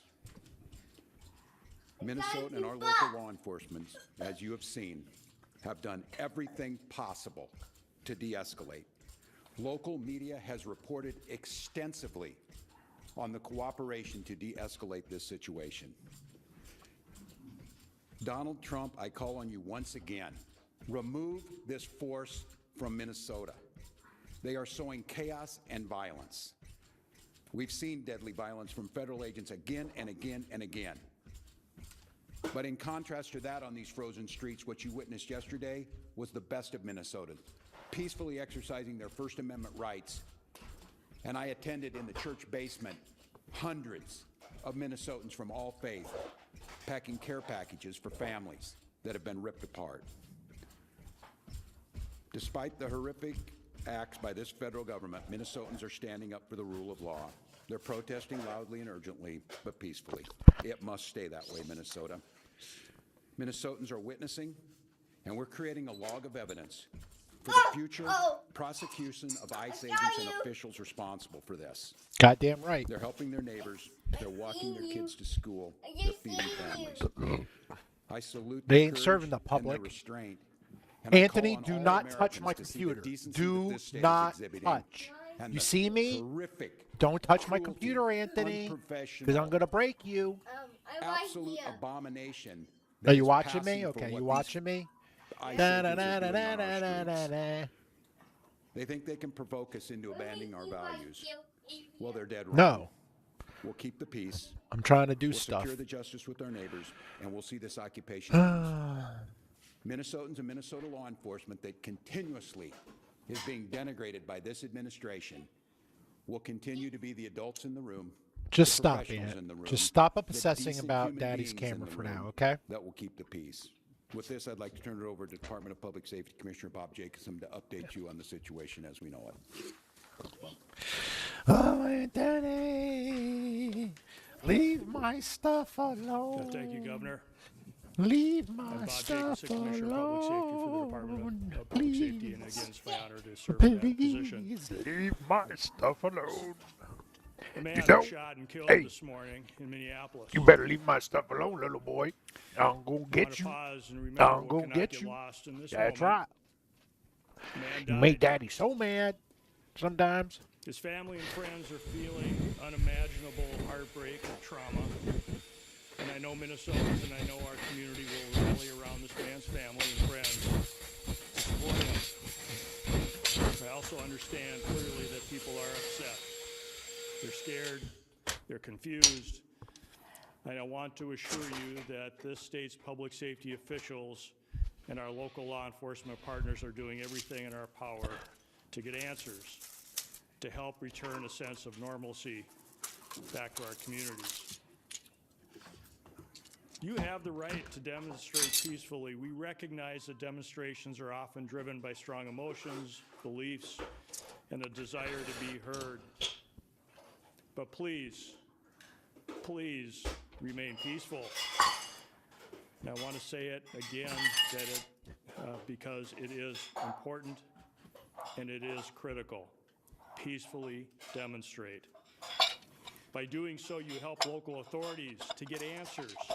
You help us to do our investigations. By remaining peaceful, you help ensure nobody else may be killed or injured. Look at this big fucking cub. The thousands and thousands of people What's who this gathered cup? yesterday in Minneapolis, Anybody? prove that Minnesotans can make their voices heard peacefully, and they can do so without violence, and they can do so without destruction.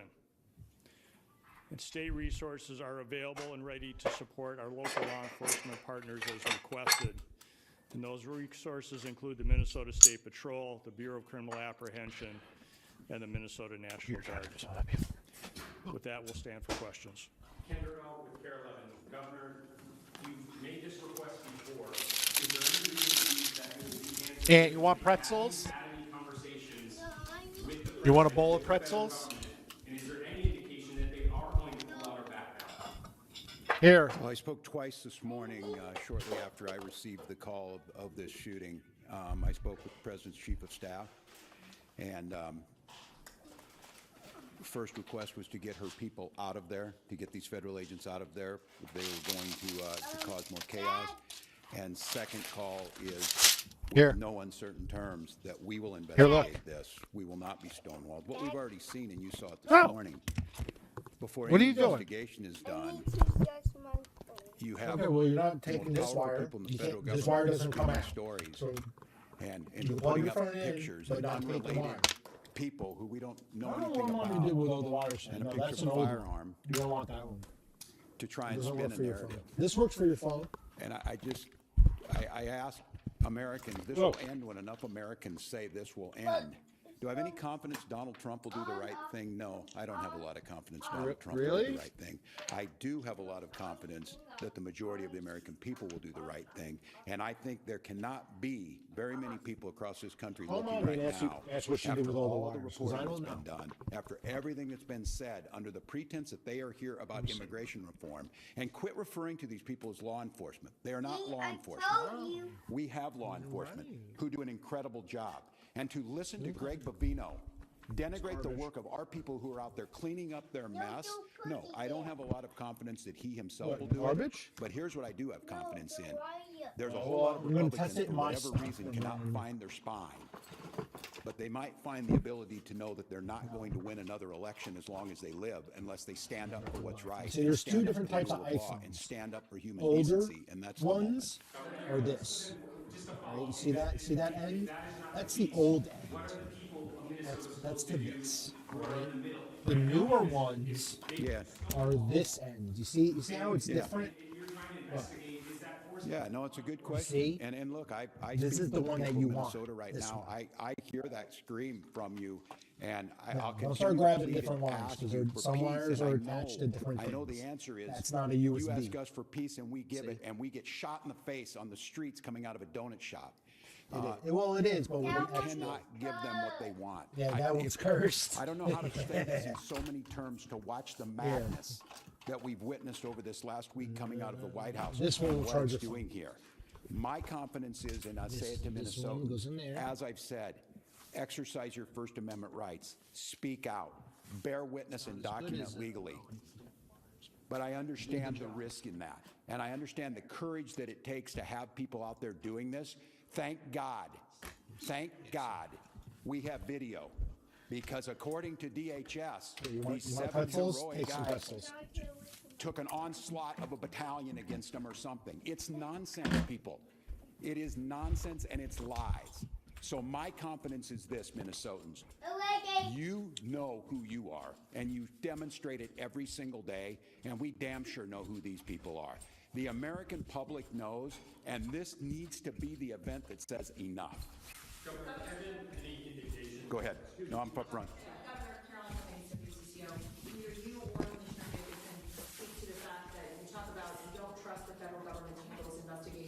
We know with the Renee Good shooting, BCA said that they were blocked from accessing evidence. Has there been any suggestion that BCA is not allowed to do this investigation?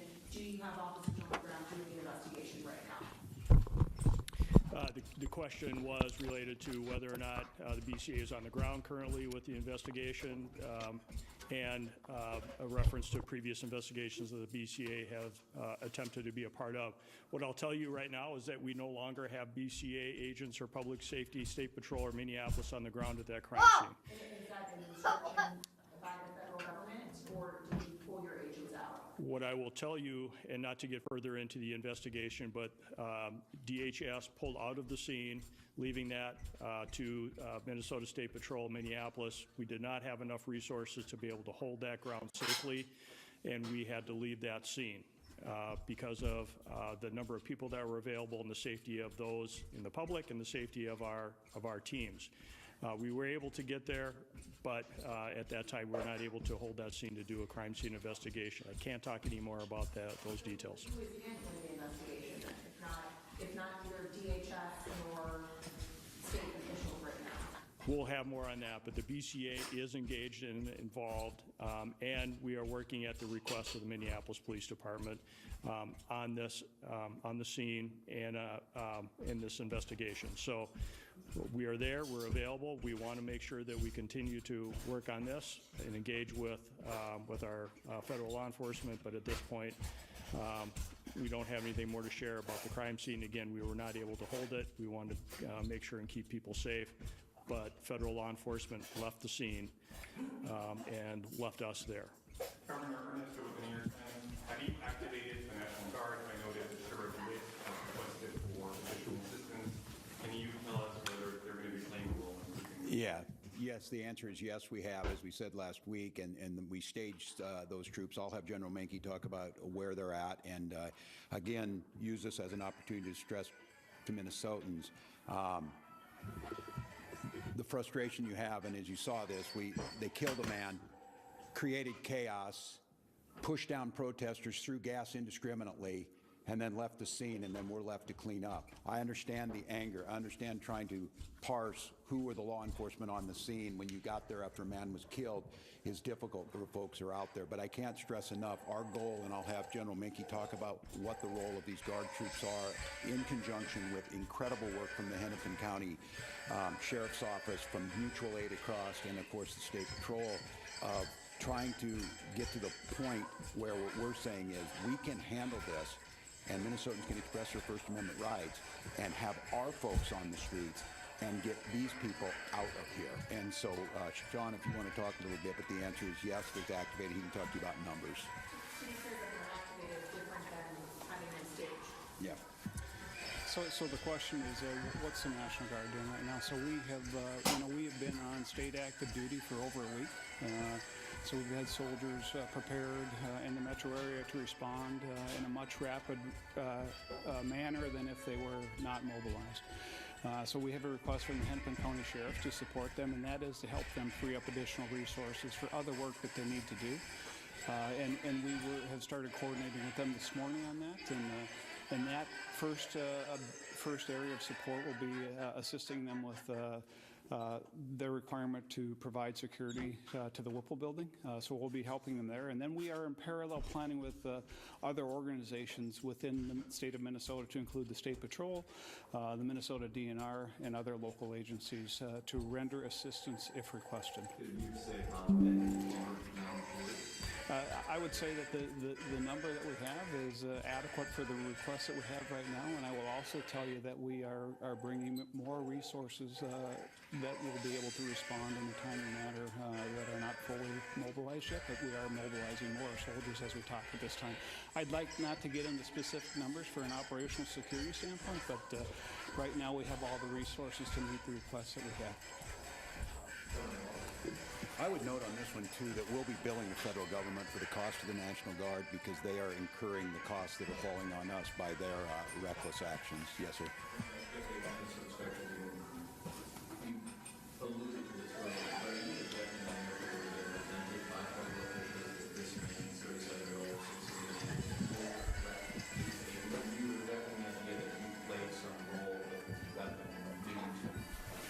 I'm rejecting the rush to judgment within 15 minutes of this, which they did last time. That's why you need to have a fair investigation.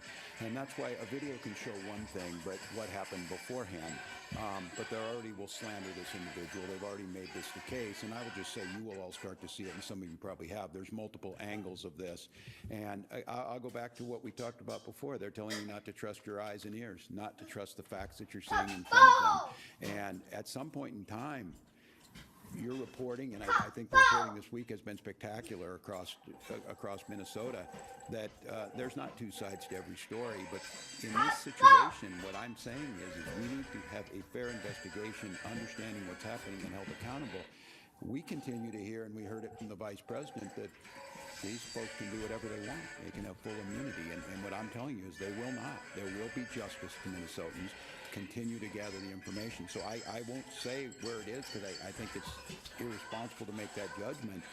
But what I see with my eyes and what you're going to see with your eyes makes that pretty hard to believe. And I would imagine as a federal officer, they would have come out and sounded like these professionals sound and say, we need to gather the information, we need to gather all the facts, we need to put them forward, and then we can make some informed decision based on the facts.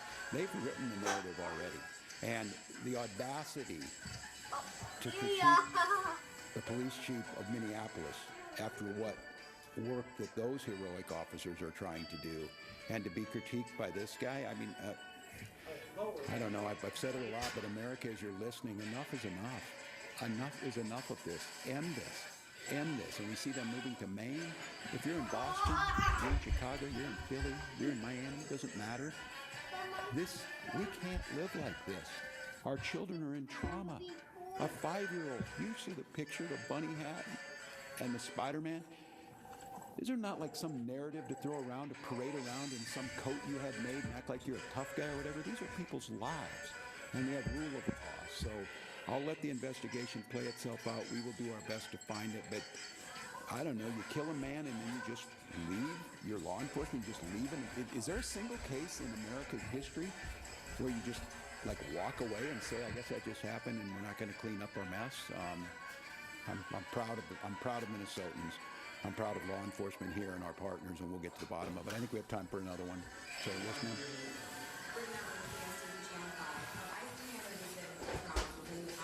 They're calling on state and local law enforcement to, quote, help coordinate to get violent criminals off the street. What's the response to that? I'm better off to let these guys, the professionals, I have my thoughts. So the question was, what are we doing to assist federal law enforcement on getting violent criminals off the street, if I understand the question?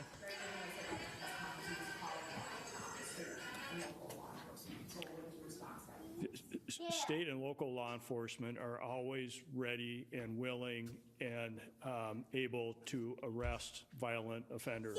We do not stand down from that, no matter where we get that information from. If there are violent offenders or violent criminals or violent crimes, we will investigate and we'll bring those to justice. If the federal government would like to work with us, to continue to work with us as they have, yeah, I wonder who asked that fucking question. Fox, we are always Fox News. You asked that question. You scum fucks. To assist. Ugh. We do not ignore that. Ugh. We are What are you doing to help the federal government? What is the federal government doing to help us? Arresting violent offenders all the time. We have not stood down. That is our So mission. far, they killed 3 The people federal government is that not we know of. alone in arresting violent offenders. State and local law enforcement does that every day at great risk to their life, at great risk to the community. We do it because we want to save Minnesota, and the federal government is not the only one to do that.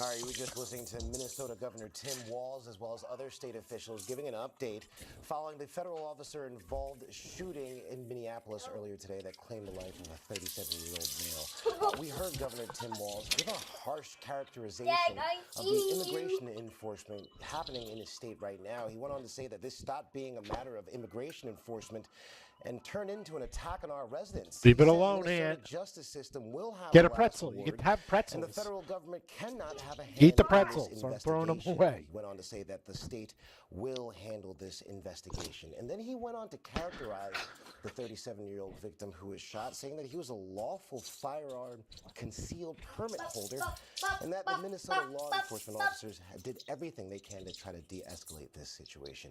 For more, I want to bring in ABC News reporter Olivia Rubin. Olivia, can you talk to me about what you got from Governor Tim Walz's statements just now following this incident? What did you take from that? Well, a few things. It does seem like Tim Walz said that he did connect with the White House this morning, not the president personally, but he said he spoke with the president's chief of staff and referred to that person as a woman. It does seem to be that he would be speaking up about the president's chief of staff, Susie Wiles, and said that he made a direct ask to her to remove ICE from the area.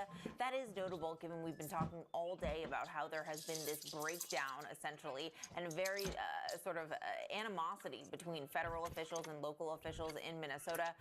When there have been previous incidents in Minnesota, I remember one time the president said it would be a waste of time to talk to Tim Walz. Vice President J.D. Vance was on the ground, did not meet with Tim Walz, according to a source familiar with his schedule. So again, that's a notable development there, though it doesn't seem to be, as he said, that he necessarily got indications that that would happen.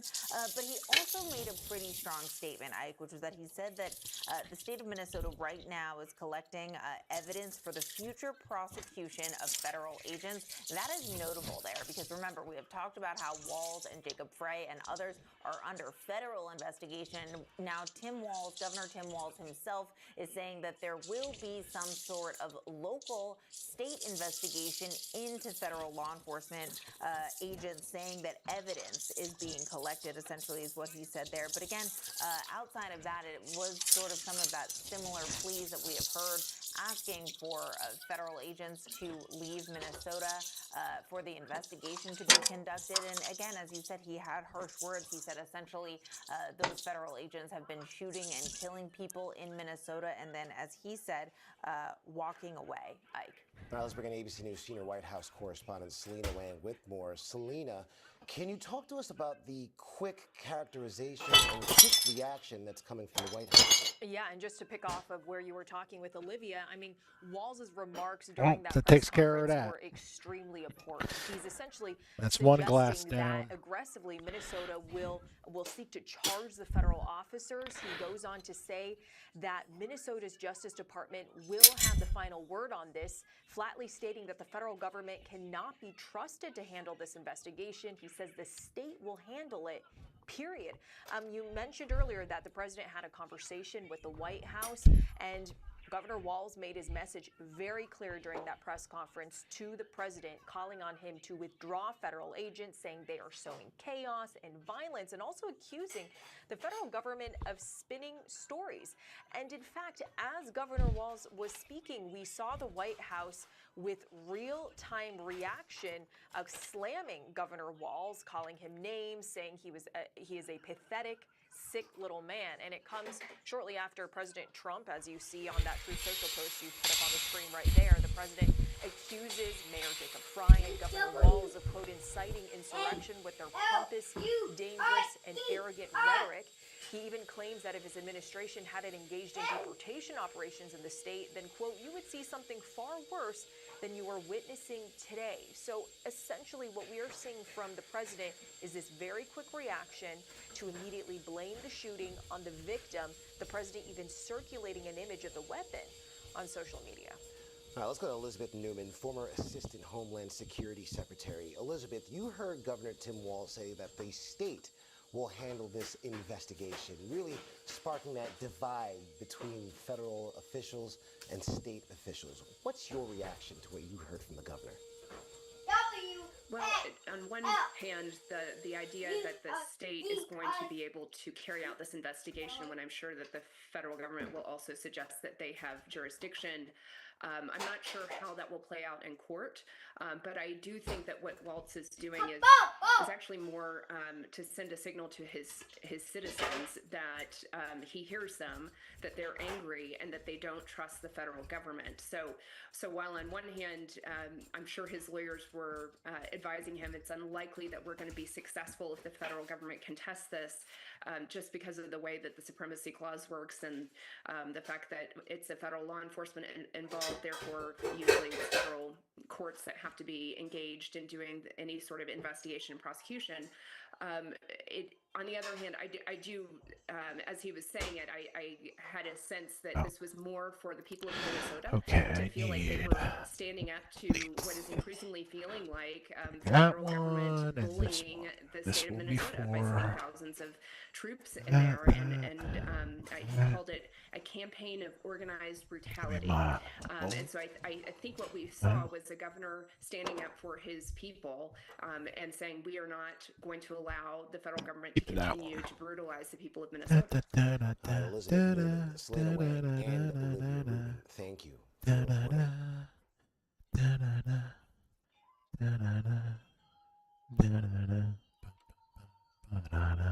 As Jack Smith testified for the House Judiciary Committee today, Trump obviously didn't take kindly to the fact that Smith was dispelling all of the lies that Trump is telling regarding the 2020 election. And so because he was getting called out on his bullshit, Trump, the anti-weaponization of government president, took to Truth Social, writing, deranged Jack Smith is being decimated before Congress. It was over when they discussed his past failures and unfair prosecutions. He destroyed many lives under the guise of legitimacy. Jack Smith is a deranged animal who shouldn't be allowed to practice law. Man, got a cute butt. I don't want. Oh my god. Yes. Hello? Hey. Okay.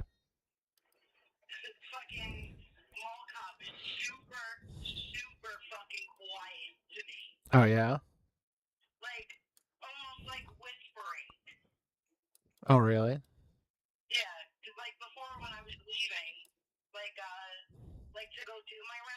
Mhm.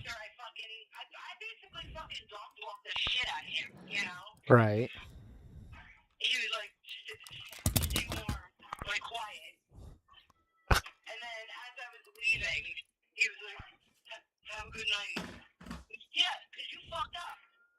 Yeah. Oops. Yeah. Wild. All right.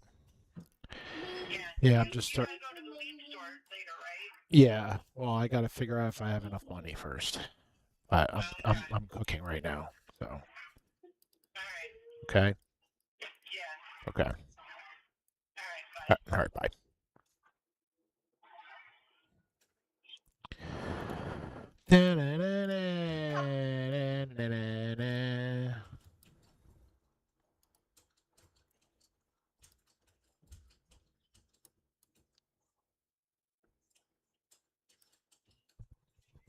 I hear it.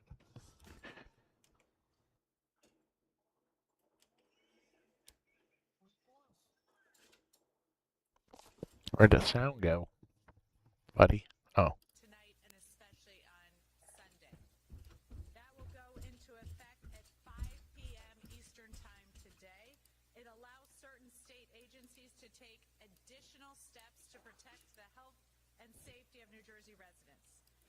Out of an abundance of caution, considering the dangerous road conditions that we are anticipating, we also announced commercial vehicle travel restrictions. This goes into effect at midnight tonight. I did not take this decision lightly, and we have also coordinated with Pennsylvania to ensure we're all getting our citizens the best and most up-to-date information possible. To be clear, personnel carrying food, fuel, and medical supplies are exempt. Public safety vehicles and essential personnel. There continues to be plenty of salt at the port for counties and municipalities who need it, and Port Director Beth Rooney will share more. I also said yesterday that we would continue to monitor weather conditions and update decisions that impact travel as appropriate. I've received several briefings and updates from the National Weather Service and have been in constant communication with our emergency operations teams today. We are still expecting dangerous weather, including heavy snowfall, extreme cold, ice, and wind up to 30 miles per hour. So here is the latest. We're currently expecting 4 to 6 inches of snow along the coast, 6 to 10 inches in South and Central Jersey, and 8 to 14 up in New Jersey, up in North Jersey. I saved my shells if anyone wants to know. We are expecting a storm the likes of which we haven't seen in years. It is going to present very dangerous conditions for I use them for my Beginning at planties. 7 a.m., we expect heavy You crush them up a snowfall little in bit, South put some Jersey. lemon juice and a little water, and you just let it sit. You let it sit, and you let it sit, and you let it sit. To continue, and then at noon turn over to And a wintry the calcium mix. becomes usable. This is actually not great news, given that could really present a very icy condition with more danger for travelers. In North Jersey, we expect heavy snow to begin around 10 and last until 4 p.m. in the afternoon. And these are blizzard-like conditions, 1 to 2 inches per hour coming down during these periods of time. And even though, as I said, there is less snow now, Up to 1,000-year iced tea for South needs to be Jersey, filled back up. we are very concerned about the wintry mix. The roads are very cold. There will be accumulation. There will be ice. On the ground, we are not going to see the temperatures go much above freezing, so we are really going to have some dangerous conditions. Based on these updated forecasts and to protect the safety of the people of New Jersey, I'm temporarily suspending bus, light rail, and access link service system-wide for the full service day on Sunday.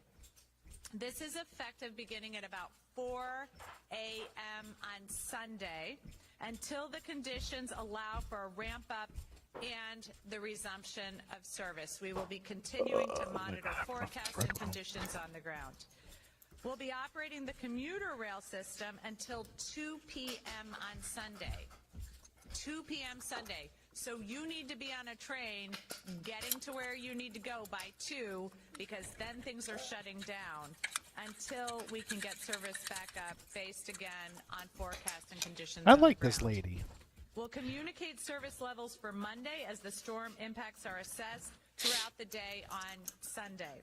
The Department of Transportation will also be announcing temporary speed reductions, and the acting commissioner will speak to those. I've asked our team to closely brief me on the developing conditions so we can make modifications as needed. Again, this decision was based on the most recent forecast and made with public safety at the top of mind. We are the most densely populated state in the nation, and we take our jobs first and foremost to keep our residents safe incredibly seriously. So I'm going to reiterate.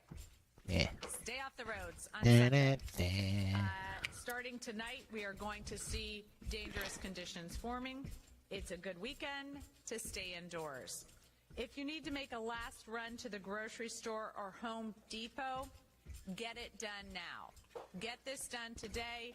Anything you need, go out today and grab it, and plan to stay off the roads tomorrow. Some thick ass slices of chicken.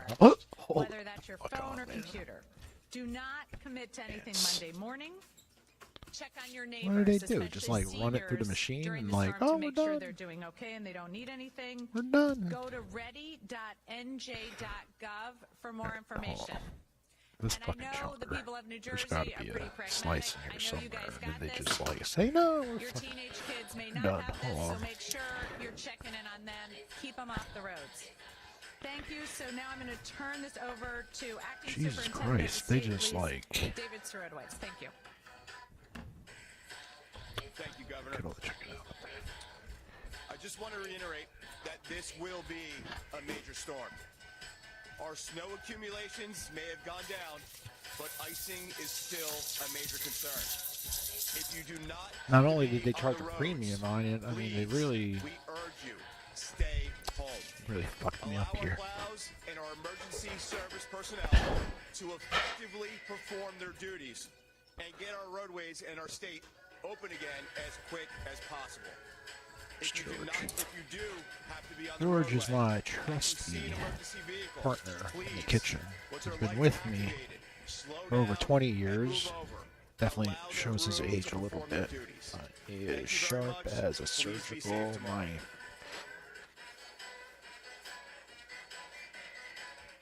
Governor, thank you. When you This guy, I can get a whole slice out of his watch. transportation system in the country, you don't. Your goal isn't to just get people somewhere when you think things are okay. You got to focus, especially making Oh, sure there's they a blood get vessel in somewhere here. safely when things are not okay. When Gross. you have a 2,000-mile wide storm Nice piece of bone right there. snow, ice, and wind, your primary job is to make sure you are watching out for the safety of your customers, your employees.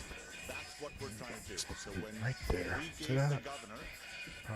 our recommendation, it was based on that Oh. prudent judgment that it is better to Yes. secure the service and What temporarily happened suspend here? it, and we can resume it as soon as What the snow is fuck over, happened as the here? conditions allow. While the snowstorm is ongoing, You know what happened there? crews are going to be out That's there what happened maintaining there. the fleet, clearing the snow, and yes, even plow the rail. That's just what to happened make there. Sure we get everything in order. I mean, you got to people who don't give a resume shit. service as soon as it is practical. I predict that the Making bus this service will stuff, be out right? first as soon as the conditions allow. I just want to reemphasize what the governor has been trying to say the entire time, and I think it is so important. We want to make sure that the residents of the state of New Jersey are safe. That is our focus and our singular focus. Once we get through the storm, we will ramp back the service as quickly as possible so people can get on with their lives. Thank you so much. Thank you, Governor. Good afternoon, everyone. Given the latest Again, look at the top of this forecast, breast. abundance What of did they caution do? over Like, the what's the state. machine Speed that they did restrictions this of with? 35 miles per hour will be placed on the New Jersey Turnpike, Garden State Parkway, Atlantic City Expressway. This was and all meat state from and interstate Aldi's. highways beginning at midnight It's just tonight. thrown in a machine These and like restrictions will cut. remain in It's effect not even. until conditions warrant. We strongly encourage you not to be on the roads. If you absolutely positively have to be on the And roads, where it gets we stuck in ask the that you machine, proceed with extreme caution and be mindful of our plow crews. it's like Please it's do like not ripped attempt up. to pass our plow crews. Thank you and stay safe. Okay. Good afternoon. So with regards to the port and port operations, we have 3 different road salt purveyors. I'm not even gonna All pound of them these. have been working around the clock for the last 4 days preparing and helping balls, man. us prepare for the storm.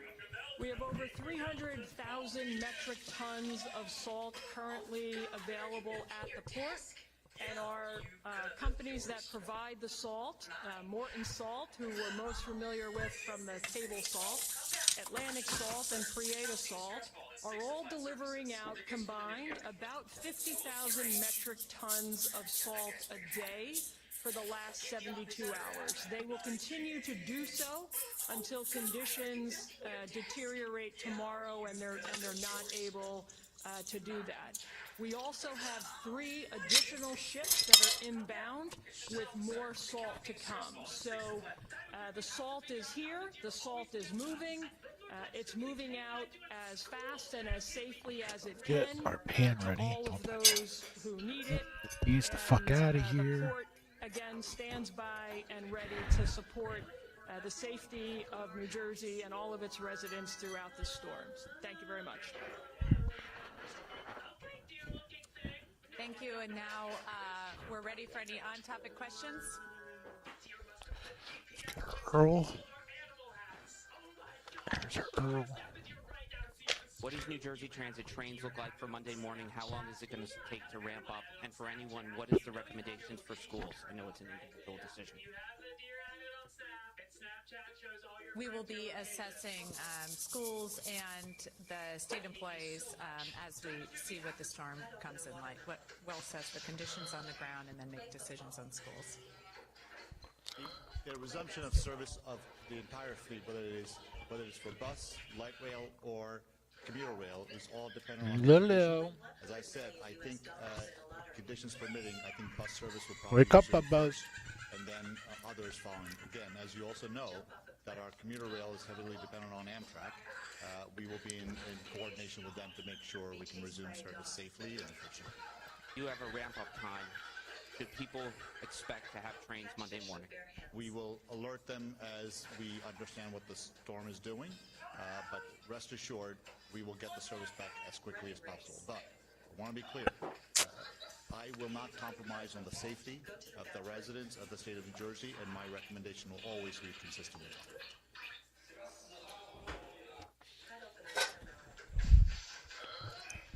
Well, thank you all so much. I appreciate you, and we will continue to update you as we get more information. Thank you again. Jesus Christ. Jesus fucking Christ. Win $100 million in the lottery.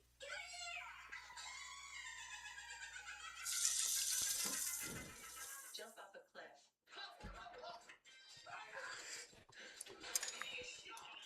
Be chased by a dog. And good evening. That unprecedented, potentially catastrophic storm has now begun its life-threatening march across much of the country. More than half of all Americans are in the storm's path. My house seasoning. Millions are being pounded. It's my personal blend. Don't fuck around. With regular salt. In Texas and Oklahoma, that monster storm is firing up with snow and A little plunging bit of black temperatures. Look at the storm's pepper. path. Few states will be spared as it plows its way east. Governors in 16 states Okay. have declared Oil's states coming of up the emergency already. Across the storm zone, you see this, empty shelves as worried residents raid supermarkets. Just look at Oh, this they're long line raiding. outside one in New York. They're raiding. Forecasters warn the ice down south could cripple major cities, halting traffic and possibly knocking out power for millions for days. More than 5,200 flights have already been canceled for the weekend, and that's likely just the beginning. Parts of the Northeast are in a foot of snow or more. Bill Karen standing by to time out the storm, and our correspondents are spread out across the storm's path. We begin tonight with Emily Aked. Tonight, a triple threat of blinding snow, life-threatening cold, and ice. Chaos already unfolding on roads across the country. High winds in Iowa nearly flipping this semi-truck. And drivers facing near-zero visibility as lake-effect snow in Michigan turns highways into white walls. Police in Indiana warning of slide-offs on the road after this vehicle got stuck in the deep snow. And the bitter cold tonight, punishing. With wind chills plummeting to minus 31 degrees in Chicago, and in Duluth, a staggering minus 51. But for power crews, the work never stops. I got about 5 layers of clothes on. It is pretty cold. It's probably 0 degrees right now. And this isn't just a cold snap. Below freezing temperatures could last for the next 10 days, coupled with more than a foot of snow in parts of the Northeast. The dangers that we're talking about now is not just the potential of an enormous storm with a significant amount of snowfall. It is the aftermath. That fear triggering a run on the essentials. This is my second day trying to get gas. We are out of kerosene heaters until tomorrow. From the nation's capital to the south, where shelves are being stripped bare. They're out of eggs, no bacon, there's no butter. Ryan Chandler is in Texas, where ice is the biggest threat. This Dallas hardware store is all out of propane, sand, rock salt. Customers rushing to prepare in the last hours before the freeze hits. Inside the largest power plant in Texas, preps for a winter storm have been underway for months. Priscilla Thompson is there. Operators in this control room are monitoring supply 24/7, using these panels to get power to the grid. And if there's a problem, they pick up this red phone and alert the state. In Georgia, there hasn't been an ice warning this severe in 12 years. I just don't have a regular. Kathy Where are Parker's in all my Tennessee at a towels? transportation nerve center. Here in Memphis, this hub, powered by more than 100 traffic cameras, will allow dispatchers to identify wrecks and roadblocks in real time. Then they'll be able to deploy the essential resources to help motorists and emergency crews right away. There have been at least 16 states of emergency declared so far, as governors issue an urgent plea: stay home and off the roads. Our greatest concerns remain unsafe travel and power outages that could last for days. Now, workers scrambling to trim trees and mobilize equipment, hoping the infrastructure holds against the weight of this massive storm. Emily Aked joins us now live. Emily, from New York City, where you are. Grocery stores here across the country also have been swamped with people all day. Yeah, absolutely, Tom. We're just now seeing a break from the lines that had spilled outside of this grocery store. But I want to show you is what's happening on the inside. You're going to see shelf after shelf bare, and with workers trying to restock those shelves, these images harken back to the panic buying during the pandemic. And take a look at this, lines weaving through grocery stores across the country as millions prepare, Tom, for a potentially historic storm. People scrambling. It better be, because you're scaring everybody. I want to get right over to Bill Karen's Build the Storm is a monster. Time it out over the next 72 hours. If there isn't at least 12 inches of snow on the ground by Tuesday, I'm gonna be pissed. And it may not go above freezing until Tuesday afternoon. That's the big I'm story. real The pissed. huge storm, long duration cold snap after it. We're going all the way from New Mexico to Maine with our warnings, and the ice storm warnings are of particular importance because you could lose power for days. We're talking these areas in blue: East Texas, all the way through the northern half of Louisiana, especially the northern half of Mississippi, and then this area now from Atlanta extending through the upstate of South Carolina, through Richmond,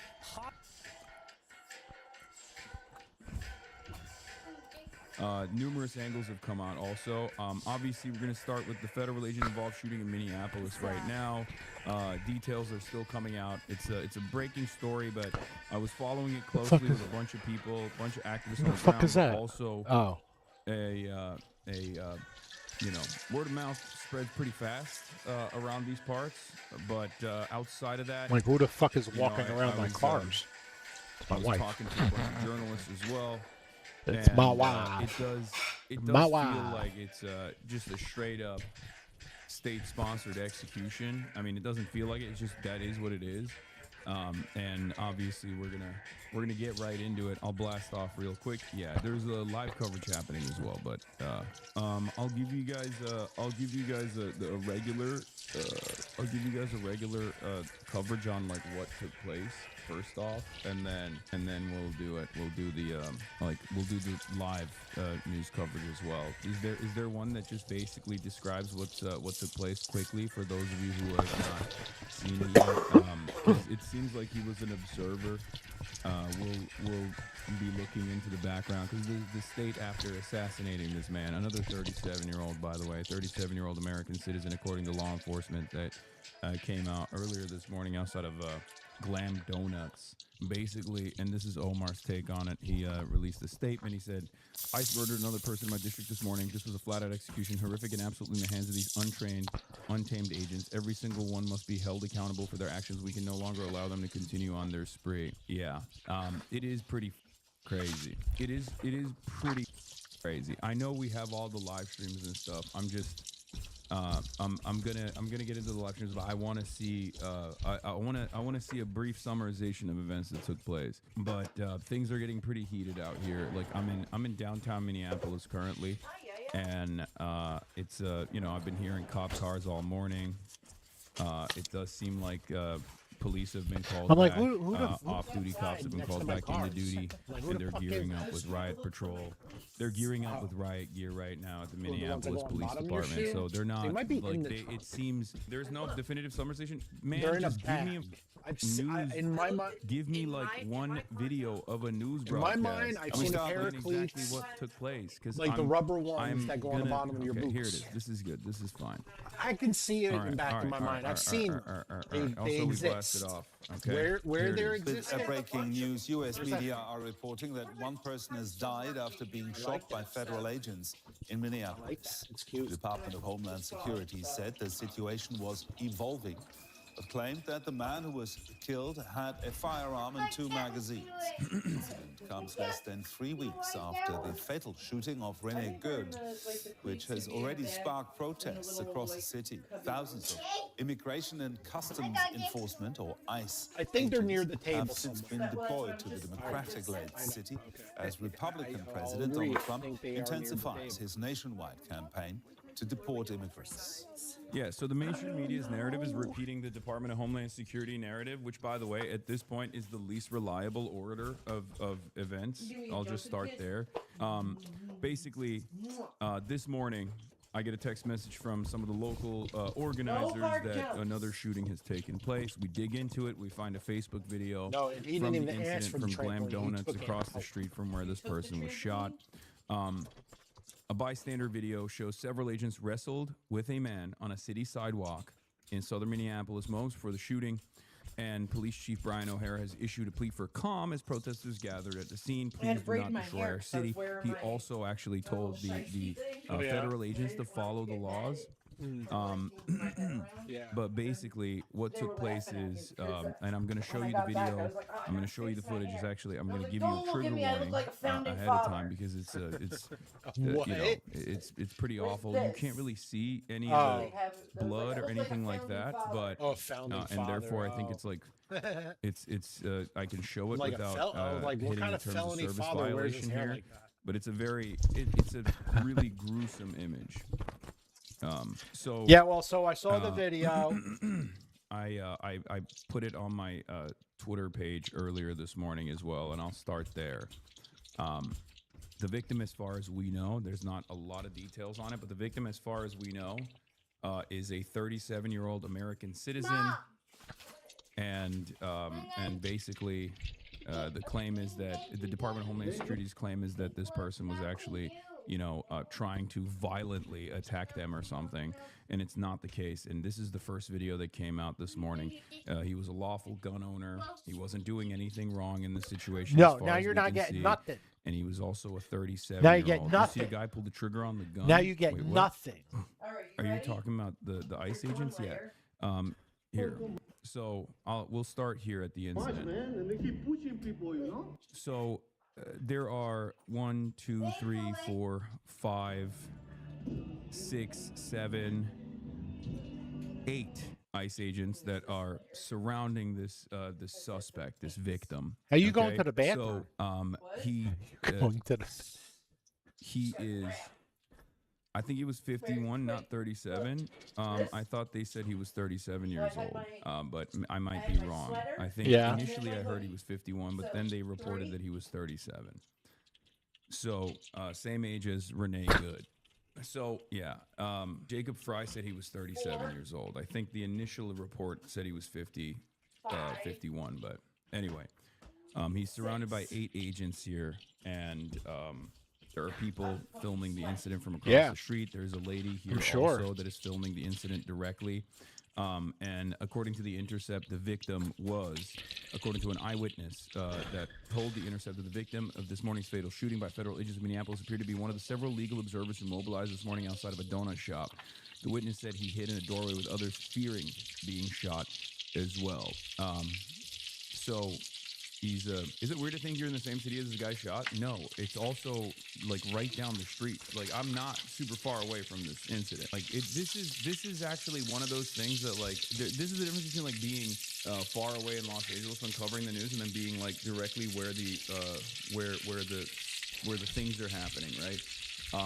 Where you have a very different experience with it, and obviously I can never understand what it's like for like regular Minneapolis people to exist under this like insane military occupation from the federal government.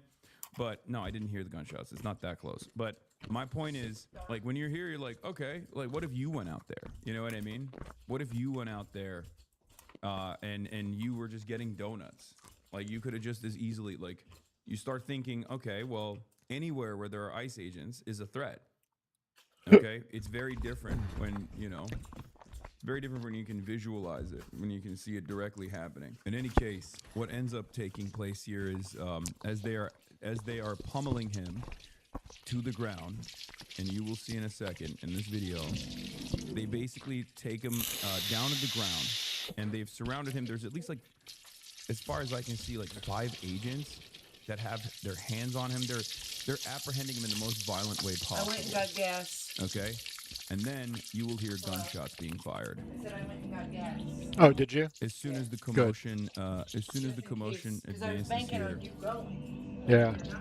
There's another ICE agent as well. The one with the gray jacket is the one to pay attention to here. Yeah. So they start pistol Your whipping car, the other car victim. does need antifreeze. One of the ICE agents starts by the pistol way. whipping the victim. This ICE It was agent back there overheating on draws the way his home. service weapon. The fucking the thermometer temperature And- kept going and up, and the as I one got with to the gray light, jacket, stopped at a as light, you can went, tell from over here, actually pulls out as I got to the a house. gun. Now it seems like And when you stop, the one like, with the gray you jacket could tell it's is sloshing actually because, pulling like, out the temperature the, will go down. like it looks as though he's pulling out the victim's the victim's weapon potentially.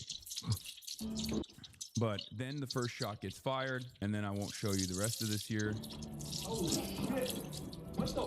Multiple shots are fired, and then another ICE agent backs away right here, and you can see him. This is right after he's fired a shot. Numerous shots, as a matter of fact. The lady that filmed the video posted. I know there's another angle, but I don't think it's the. Oh, it's the woman on the pink. Oh, it looks like it could be. Okay, or maybe another person. So I don't know who shot the first, who fired off the first shot, and obviously I'll take a look at the second angle off screen as well before I see if it's safe for stream as well. But this is basically the safe for as safe as possible version of this angle. It's the first angle that came out. But if you watch this 39-second video in its full, in its entirety, you very quickly realize that this is just a straight up ISIS style, IDF style execution. It's completely unacceptable, and yet it's yet another day where ICE is behaving in this way. Okay, because he does not stop shooting. And you can, I'm going to show you another still frame here because there's not a lot of gore or blood in it at all. But the victim at that point is definitely dead. He's laying lifeless on the ground. And that guy who backed away continues shooting at least 3 or 4 bullets into his lifeless body at that point. Kidding me, dude. Yeah. Not again. Are you kidding me? That guy's dead.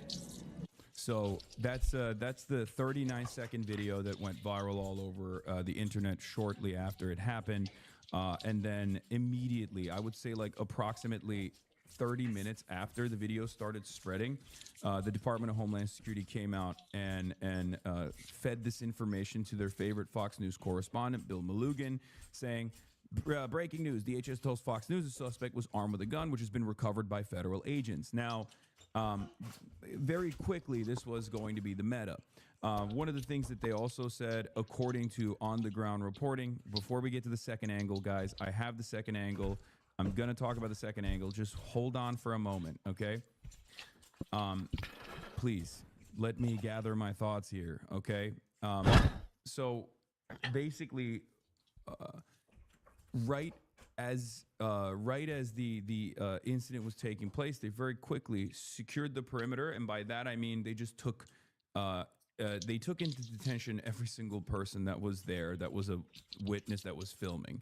The Tribune reported on this. They said that ISIS transported several witnesses into detention, and they also refused local law enforcement from surrounding the scene as well, from what I understand, and ICE attempted to order local police from the scene, but the police chief O'Hara refused. Sources said O'Hara instructed his officers to preserve the scene. And it's very clear that just like with Jonathan Ross, the first thing that these guys do after another, unlawful state-sponsored execution is to basically cover their own tracks. Like they immediately are like, all the witnesses, we're picking them up, we're packing them up, we're shipping them off into facility. We're going to see what they have. We're going to try to threaten them. God knows what, with God knows what, to claim that they also are like a part of this process. What did you want for your side?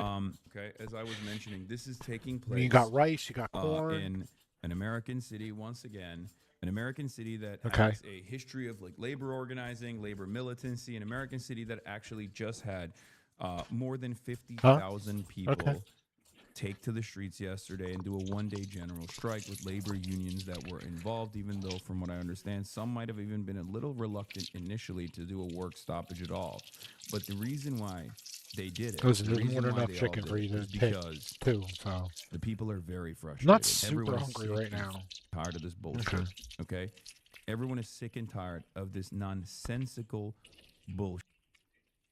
And I do think that it was odd that there wasn't a lot of mainstream media coverage on this, but you guys saw I was there. It was an incredible moment of solidarity. Here is how many people, like briefly, you can make sense of like how vast, how large, how widely participated yesterday's actions were. The reason why I'm starting here with this story is because instead of seeing people from all different walks of life, instead of seeing people from all different backgrounds, from all different places of business, different industries, Minneapolis, people of Minneapolis, people of Minnesota that are frustrated with what this government is doing, what the federal government is doing, instead of looking at that and then responding with a de-escalation, it's very clear that ICE was on high alert and decided to behave in the exact same ways that they are. Maybe even more violent than before. Here it is. Just so you understand how giant these crowds were. And you also have to remember, this was taking place in minus 20 degrees. Minus 20 degrees with wind chills. This was, this is the type of temperature, as you saw from my own personal reporting on the ground. This was the type of temperature where if you're outside, it was like literally 30 degrees warmer in the Arctic Circle, right? This is the type of temperature where if you're outside and you don't have like proper gear, or even if you do have proper gear, you can still get frostbite on your fingertips. Like I almost literally lost fingers. And the only reason why I'm bringing this up, the only What? Get mad? Stop being calm? Okay, you need to calm down. I'm a news broadcaster, okay? Like, shut chatter. Okay? I'm going to calmly describe to you the events that I partook in and also explain to you what's going on and what's next. Okay? Please, Jesus Christ. I understand why everyone is angry. I myself am also very frustrated, very angry. But, you know, like I can't, like, this is my job. I need to be cool, calm, and collected to the best of my ability here. Anyway, so this is the other angle of the incident that took place, the assassination that took place. So like that came only a day after this massive demonstration took place in Minneapolis. Okay. AP reports that Officer Boohoo in response to angry protesters after a 51-year-old man was shot and killed by federal officers. So there's that as well. Anyway, let's take a look at the video that's 3 minutes long. That is not a safe angle to show, by the way, but leading up to the actual incident, this is going to be safe for the most part. So, you see a couple ICE agents getting out of their cars here. It looks like this is the lady in the pink that we saw from the different angle. And here is, I believe the person that we're seeing on our screen is the guy in the hat is the victim. Do not show, guys. I'm not going to show the actual moment of assassination. Okay, can you calm down? Jesus Christ. So he does not have. He has a phone camera in his hand.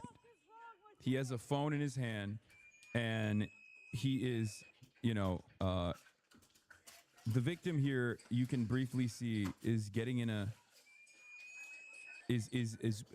pulling out, is pulling away another legal observer. Okay, the victim here is pulling the victim in the brown jacket.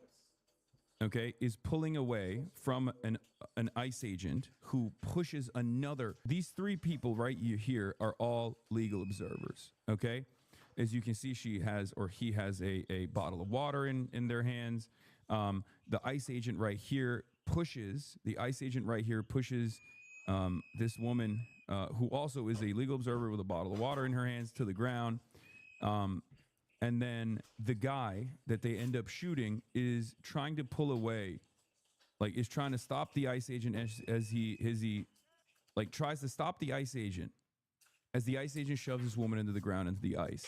In the process, the ICE agent clearly tear gases or pepper sprays the victim. Okay. The victim has his hand up. He has his phone camera in his hand. The ICE agent continues to tear gas him directly into his face, pushes him away, starts tear gassing all of the other legal observers in the area. Hold on one second. I have to open the door real quick. One moment, 1 second. I had to get my friggin' cold brew on. So the ICE agent, before the other ICE agents come around, the ICE agent starts violently pepper spraying everyone. At this point, the legal observer is trying to do his very best to pull the other legal observer away from the tear gas, to pull them up. And as you can see here, this is I'm about to go full cam here and not show you the rest of it, because from this point on, they're entirely focused on him. Okay, and you can see in the commotion, they're surrounding him. Now, at no point does he actually pull out a gun, at least from this angle, and you can't really see it from the other angle, but at no point does he actually present himself as a significant threat. This victim, every step of the way, in the first 51 seconds that we can see, is actually trying to de-escalate, is actually trying to stop the ICE agents from tear gassing these other legal observers. Okay, the gun was confiscated by another agent prior to the shots being fired. Yeah, no, I think that's what ends up happening. I think he's a lawful, legal gun owner. Here's some more scenes before the shots are fired here. It's not very easy to make out, but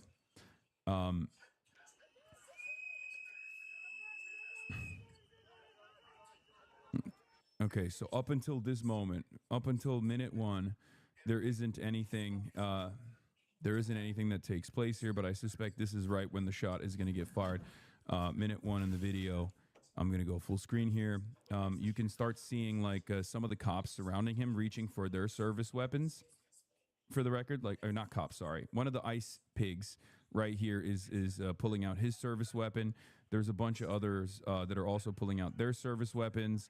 But there's approximately 1, 2, 3, 4, 5, 6, 7, 8 total ICE agents surrounding him while the legal observers are trying to get out of the way as the victim is on the ground. He's not only surrounded, but they're violently and physically trying to apprehend him in a pile. And then the first shot is fired, and the commotion takes an entirely different life of its own from that point on. And you can see in the videos, I mean, this is a direct, from this angle, it's even more heinous. You can see it's a direct shot fired, almost like a yeah, oh, Jesus Christ. First shot, and then the second and third shot, and you can see him, like, his lifeless body flinging into the ground, where they just pull back, but almost making, like, contact with the barrel of the gun on this person's head and shoot them in a straight-up execution. And as his lifeless body hits the ground, they continue shooting. And then, last but not least, as all of the ICE agents around this victim have dispersed and pulled away from the lifeless body of the victim on the ground, as you can hear, that one last ICE agent gets off 4 additional shots, and he continues. No, actually, that was 3, and then shot 4 and 5 is fired as he backs away. They literally back away from him. Like, they take 3 or 4 steps away from him and just open fire. This is irredeemable. This is indefensible. This is cold-blooded, state-sanctioned murder. Okay? No interest or investment in de-escalation. They immediately surround the perimeter, and they start screaming obscenities and screaming commands at all of the horrified onlookers. I believe it was 10 or 11 gunshots in total that they struck him with.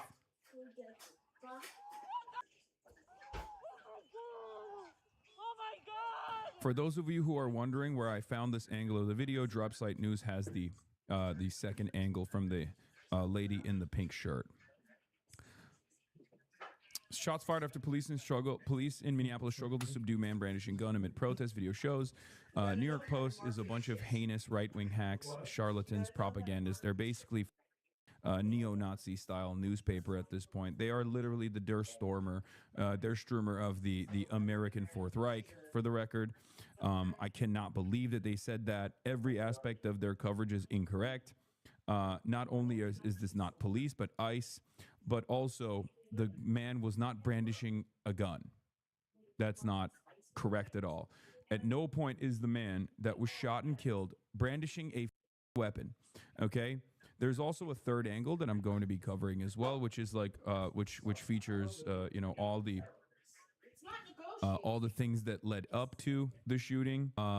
But basically, I mean, there is no defense of what they're doing. At 55, you can see they find and throw the gun. He actually gets up and they keep shooting. Yeah, I haven't been able to get into exact details yet. This is my first time seeing the second angle, but. Oh my god!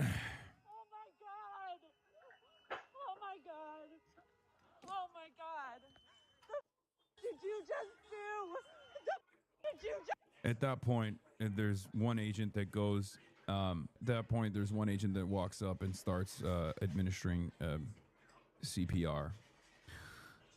But unfortunately, the victim passed away. The Department of Homeland Security's statement in the immediate aftermath of the incident at 9:30 a.m. Minneapolis time, I believe, right? Or no, not 9:30 a.m. Minneapolis time. I think my computer is California time, so well, it doesn't matter. Anyway, they at 9:05 a.m. CT, as DHS law enforcement officers are conducting a target operation in Minneapolis against illegal alien wanted for violent assault, an individual approached U.S. Border Patrol officers with 9mm semi-automatic handguns seen here. The officers attempted to disarm the suspect, but the armed suspect violently resisted. More details on the armed struggle are forthcoming. Fearing for his life and the lives and safety of fellow officers, an agent fired defensive shots. Medics on scene immediately delivered medical aid to the subject and was pronounced dead at the scene.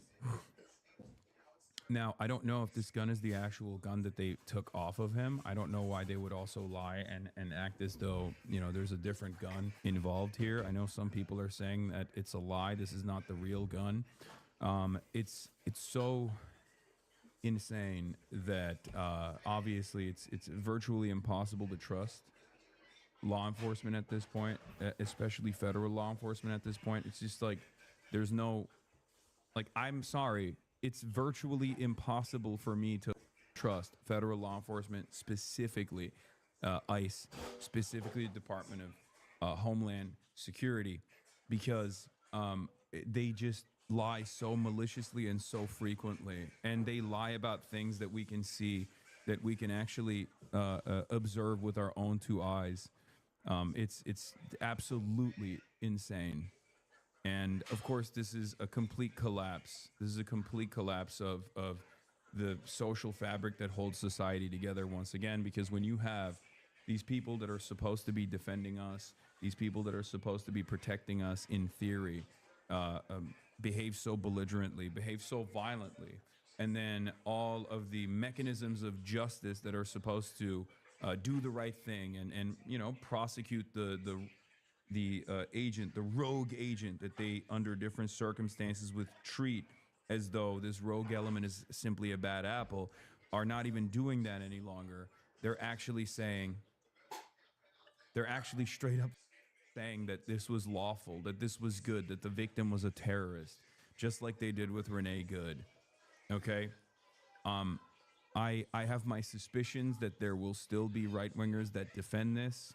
It's completely indefensible. Just so we're clear, this was the victim's position when the first shot was fired, on his knees, shirt pulled up over his arms, surrounded by 7 ICE agents. And yesterday I was talking to some of the activists on the ground, and we were trying to figure out what we were going to do, right? We were trying to figure out what kind of action I could, like what kind of direct action and mobilization I could potentially film and live stream. And one of the things that they were stressing to me was like, listen, we will try to keep you as safe as possible, but just understand that if you have a camera and you're out there, even if you have a press badge, even if you have a press jacket, they're gonna come after you, and they're gonna try to break your camera, and they will tear gas you directly. They will pepper spray you directly in your face. And just, this is like how regular people of Minneapolis approach this situation, where they're just like, these are rogue elements of the state that are engaging in a violent, militant occupation of their neighborhoods. Okay? And as we've seen over and over again, there's nothing stopping them from assassinating people in cold blood, especially as the administration has shown time and time again their interest in defending these people, and saying, no, they were actually in the right. They were totally in the right, even though very clearly they're in the wrong over and over again. And there is a decent percentage of people in this country, at least 20% of the people in this country, that will still defend this kind of altercation, defend this kind of incident, defend this kind of lawlessness. Okay, it's incredible to me. I mean, there are people in this chat right now that are coming in to make statements about how this person also deserved it. The body hasn't even been laid to rest, and there are still people that are trying to find a way to make this seem normal. Hassan, you are on the wrong side. Both sides aren't great, but you and your followers are on the wrong side, this guy says. Both sides aren't great, but you and your followers are on the wrong side. Brother, if a state can lawlessly execute American citizens in broad daylight, and you consider that to be right, I don't want to be right. Okay. You and I have a very different value system. You and I have a very, very different value system. You and I might be different organisms at this point. If you still look at a situation like this and say, nah, it's fucking totally worthwhile. This is totally worthy. Are you kidding me? You are not even a human being. You are barely sentient. You might be cattle. And yet, here it is on Instagram. Minneapolis Journal's and anchor Jana Shortle of Care 11, clearly wearing press credentials, says she was pepper sprayed and punched in the eye by federal agents while trying to capture the aftermath of today's fatal shooting. So they're going after every single person. They are going after everyone with an agenda.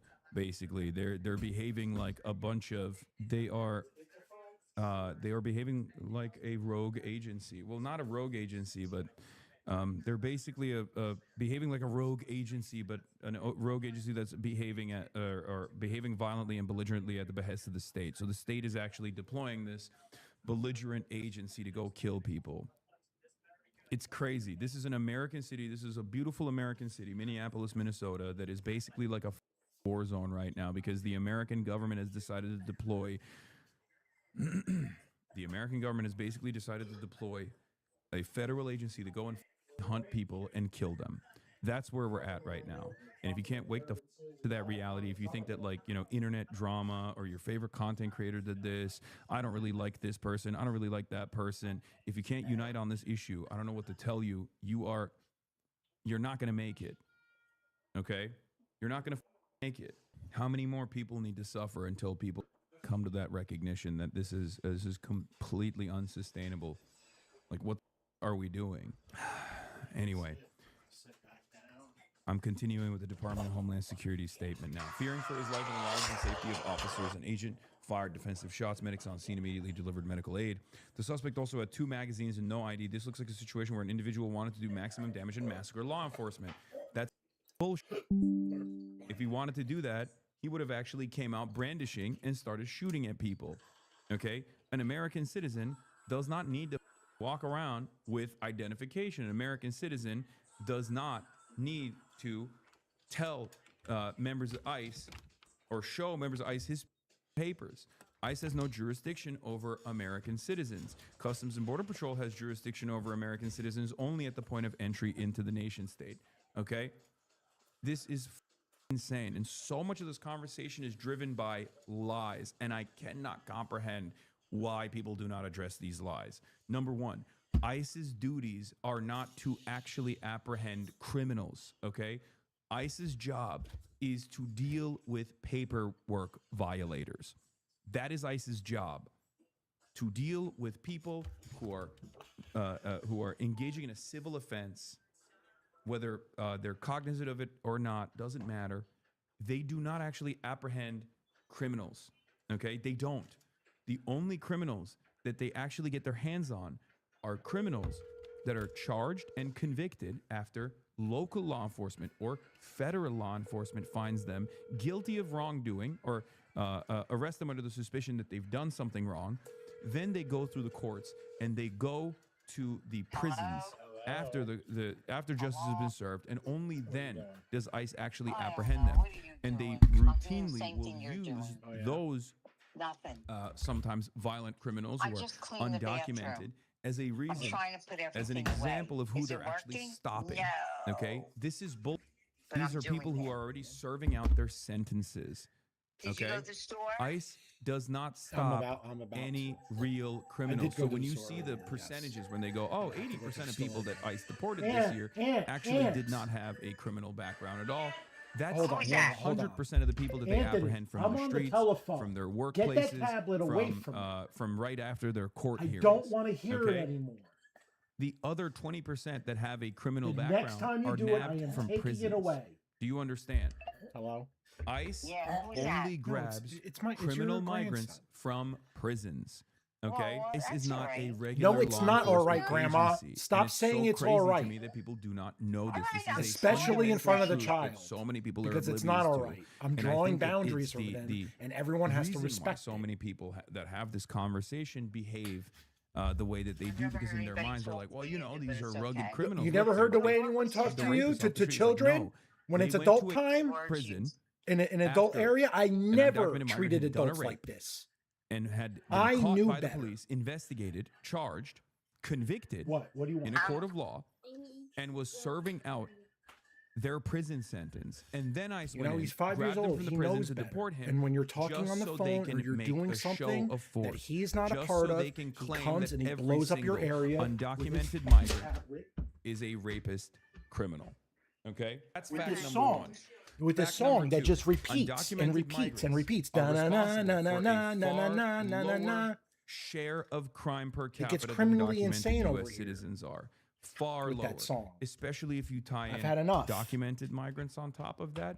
The numbers Then are they'll not just turn the even- tablet on, the leave the numbers are tablet next negligible. to you, They're and utterly leave the room. irrelevant at that point. It's like Well, the 29 tablet is still playing. murders or 29 Well, I'm violent trying to do crimes something. per year, something along those lines. It's like What were you ridiculous. doing? Okay, Tell me. it's all propaganda. I gotta go. Okay, I'm about to Bovine go. I have Bovino to is go to the speaking weed now, store. so I'll just go there, and I'll see what Do you have he's the actually money? saying. Do you have any money? I have 30 bucks and left after the store. is this No the, different. We'll At tune into 9:05 a.m. Central much do you Standard need? Time, I need $50. as DHS Scumbag. law enforcement officers were conducting a targeted operation in Minneapolis Let me against see an if I have illegal any money. alien, I'll see Jose if I got any Huerta money in the other Chuma. account. You can see I'll this send it illegal to you. alien on the I mean, screen just- to my left and instead of right. getting so That is upset, just Jose tell me Huerta what you Chuma, want. whose I'm not- criminal what am I history gonna- I'm not getting includes upset about domestic anything. assault to intentionally I know. inflict Anthony was the only thing that was bodily upsetting harm, me. disorderly Oh, conduct, that's too bad. and All driving right. without a Let valid me go. Yeah, license. the Okay. reason Let me see if I got driving $50. without a I don't valid have license. 50. Wow. I don't think The I reason do. why they're Yeah, hamming this 40, up, by the way, is to say this was like another lawful I don't incident know. that was obstructed don't by know. these people who deserve to be shot and He killed. attempted to disarm the individual, but he violently resisted. Fearing for his life and the lives and Yes. safety of fellow officers. This is ass covering, Warrant legal fired ass covering. offensive shots. Medics on the scene immediately delivered medical aid to the subject. I but made the an L subject was chicken. pronounced dead at the scene. The suspect also had 2 loaded magazines and no accessible ID. This looks like a situation where an individual wanted to do maximum damage and massacre law enforcement. Then, about 200 rioters arrived at the scene and began to obstruct and assault law enforcement. Crowd control measures have been deployed for the safety of the public and law enforcement. This situation is evolving, and more information is forthcoming.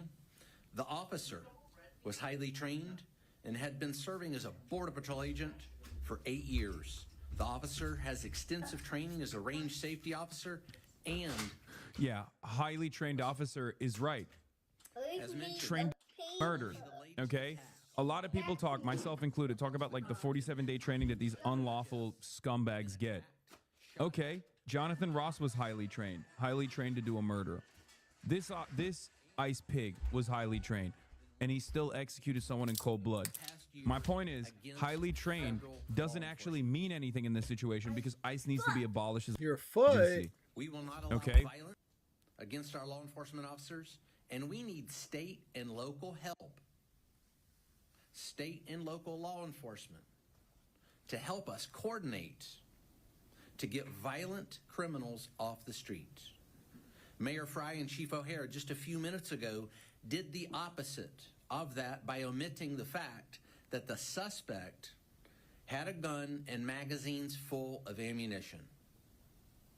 In what looks like a situation, again, where an individual wanted to do maximum damage and massacre law enforcement. I want to reiterate what President Donald Trump, Secretary Kristi Noem, myself, Director Marcos Charles, and so many others have said time and again. If you obstruct a law enforcement officer or assault a law enforcement officer, you are in violation of the law and will be arrested. Our law enforcement officers take an oath to protect the public. We go to work every day to protect our friends, our neighbors, and our fellow citizens. Bull.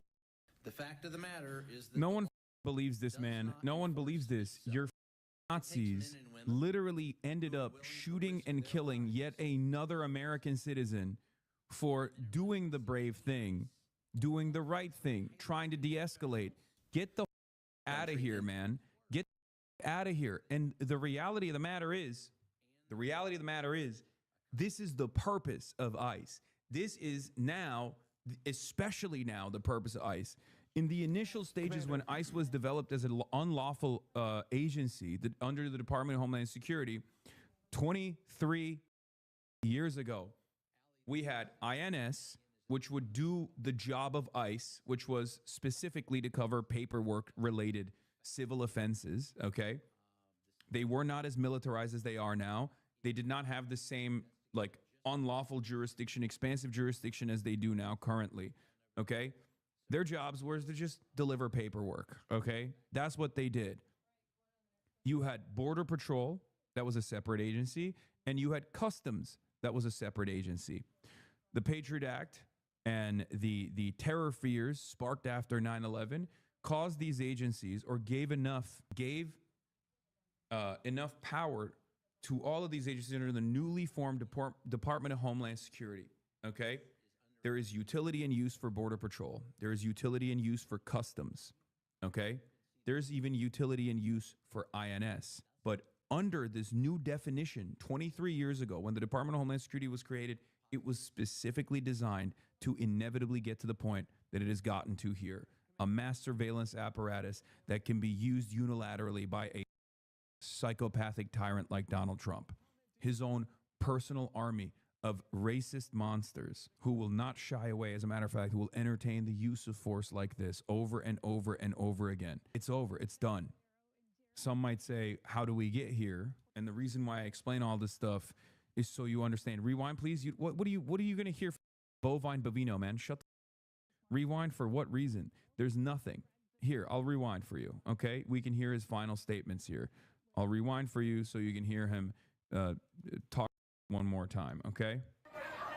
And so this is the to show support for all federal law enforcement who have been under constant attack in Minneapolis for weeks now. This morning was no different.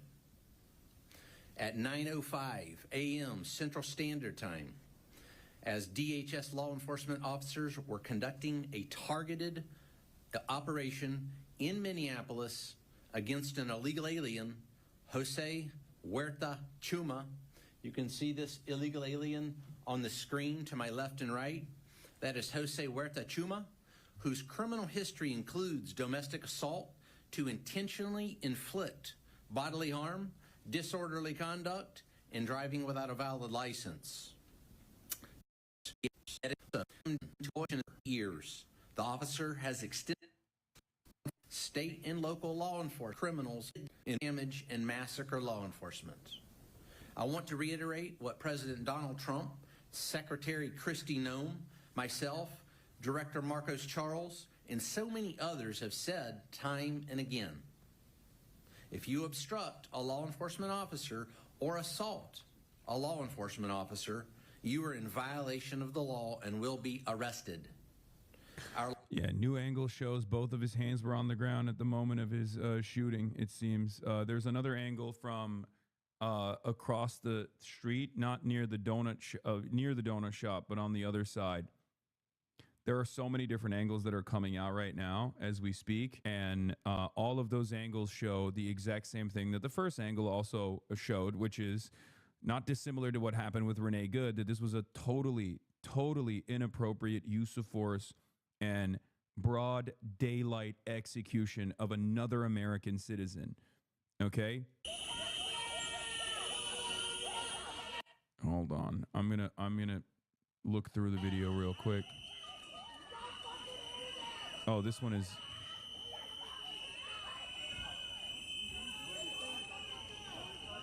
Hold on.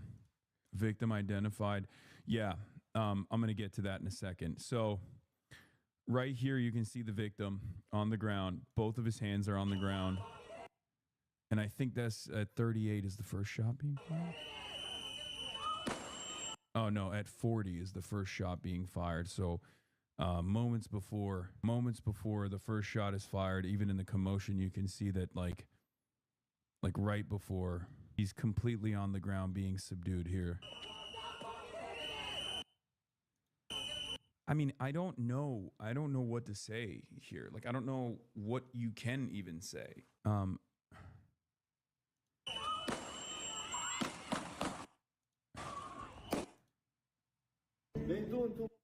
Okay.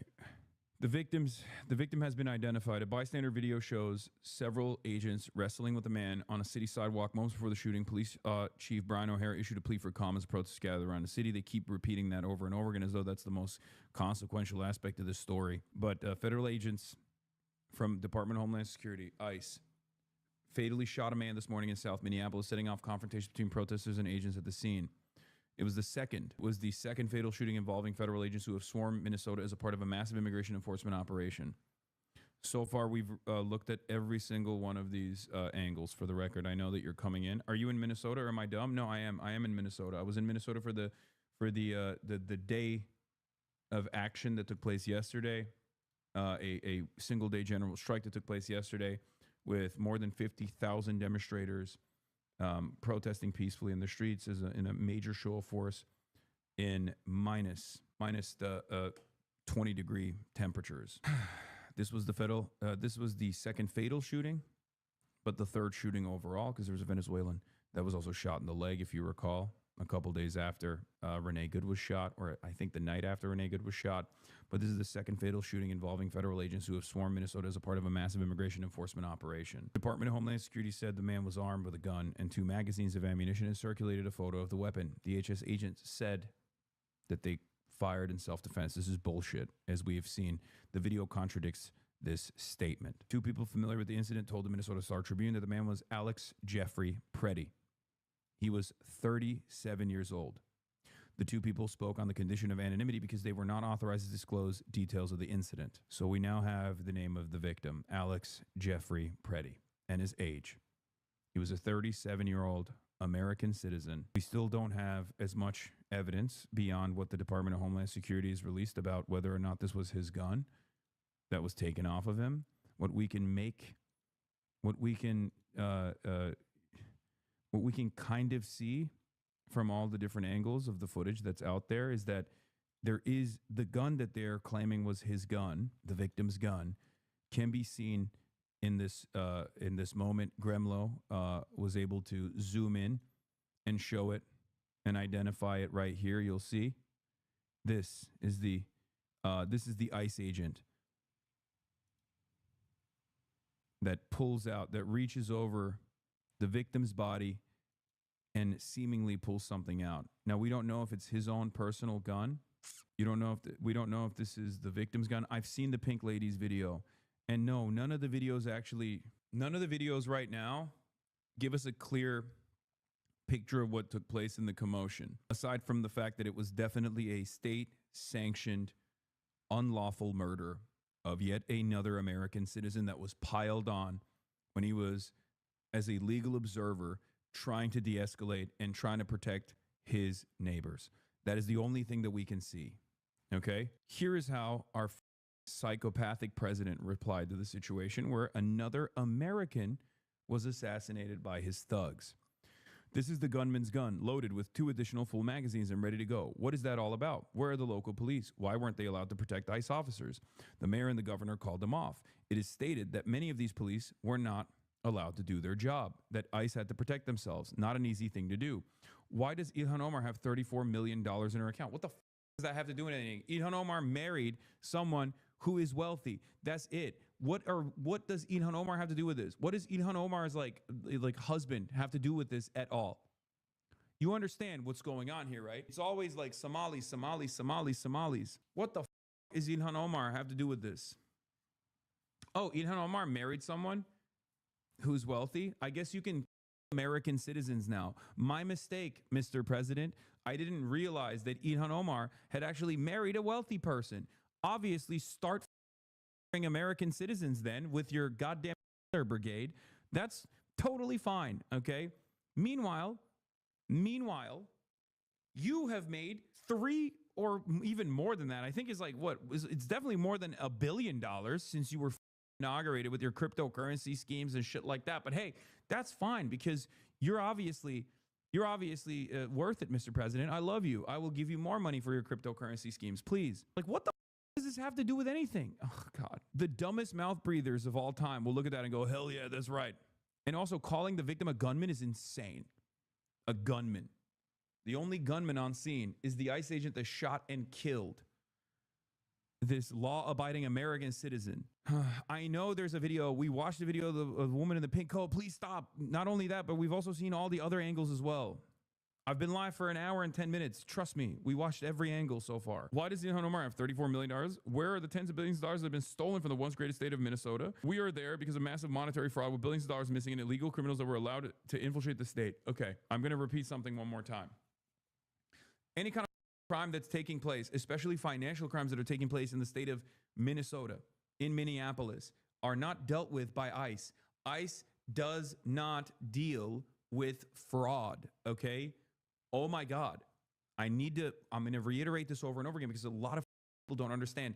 ICE does not do investigations into financial fraud. ICE's job is apprehending at times people who are in violation of paperwork, not financial fraud style paperwork and documentation, immigration civil offenses, okay? Immigration civil offenses. That is the sole purpose of ICE. Okay. As a matter of fact, one of the federal prosecutors that actually investigated the previous charity fraud, that is the inception point for all of this chaos, or at least was the reason why Trump was justifying his use of force, seeking this rogue agency on American citizens, was carried out by a federal prosecutor who actually recently resigned. You might be wondering why he resigned.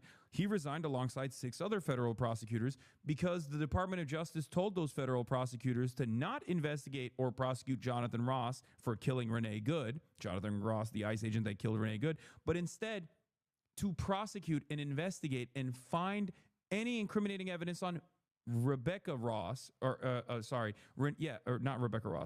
Good, Renee Ross's partner. Do you understand what I'm saying? The federal government protected its assassin and then turned around and tried to find anything to put on the victim's partner. Okay? Renee Good's partner, I believe her name is Rebecca. Did I say it wrong? I'm sorry. Renee Good's widow. That's who the federal government was going after.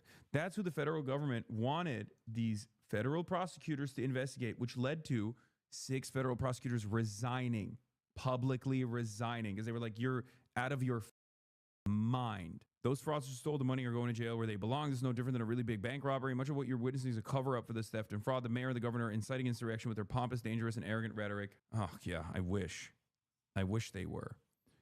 They're not doing shit, okay? They're not doing shit. Instead, these sanctimonious political fools should be looking for the billions of dollars that have been stolen from the people of Minnesota and the United States of America. Let our ICE patriots do their job. 12,000 illegal alien criminals, many of them violent, have been arrested and taken out of Minnesota. If they were still there, you would see something far worse you were witnessing than today. Every single thing that he mentioned is wrong. As I've repeatedly explained to you, the only criminals with an actual criminal record, like a serious offense, that have been apprehended by ICE have been taken out of the Department of Corrections in the state of Minnesota, okay? The Department of Corrections has a mandate to abide by the federal agencies when they see fit. If they want to extract and deport someone who has done like a heinous crime, or any crime really, and they're serving out their sentence, they go there and they take those guys out to pad the numbers, okay? They pad the numbers.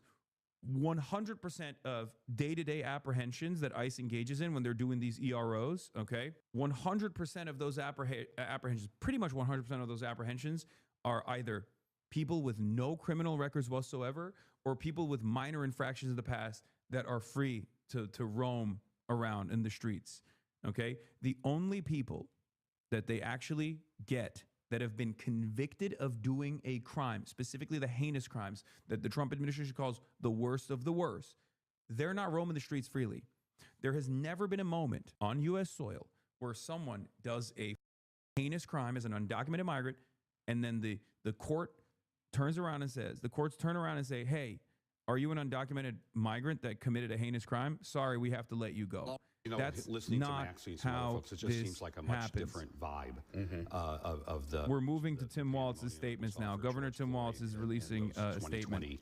Riots, just in terms of not only the temperature of the people, but the actual temperature outside. Governor Walz is going to update the public about the deadly Border Patrol shooting. Right, for anyone to go ahead and destroy any of these things. I'd imagine that's when we'd see law enforcement and maybe even the Guard again, if we saw. Among other things, it's a cover-up for the billions of dollars that have been stolen from the once again great state. I think he's utilizing the term cover-up for the record to actually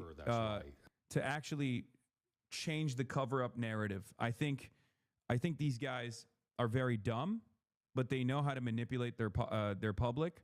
They know how to manipulate their fans, and I suspect that the usage of the term cover up here is deliberate. I suspect that the usage of the term cover up here is specifically because a lot of people say this is a cover up for the Epstein stuff. So Donald Trump is trying to do his classic algorithm change here by claiming this is a cover up. They're using the word cover up as a way to change the algorithm around cover up for Epstein. Okay? Tim Walz has started speaking. I've seen the videos from several angles, and it's sickening. But I have a strong statement here for our federal government. Minnesota's justice system will have the last word on this. It must have the last word. As I told the White House in no uncertain terms this morning, the federal government cannot be trusted to lead this investigation. The state will handle it, period. Let me say something else, and this is critically important. All of us understand what happened this morning and the tragedy of it, and my deepest sympathies to the family of a 37-year-old Minnesota resident, a lawful firearm concealed permit carrier, something that I've been lectured to by Republicans for decades, that is not only your right, it's your duty.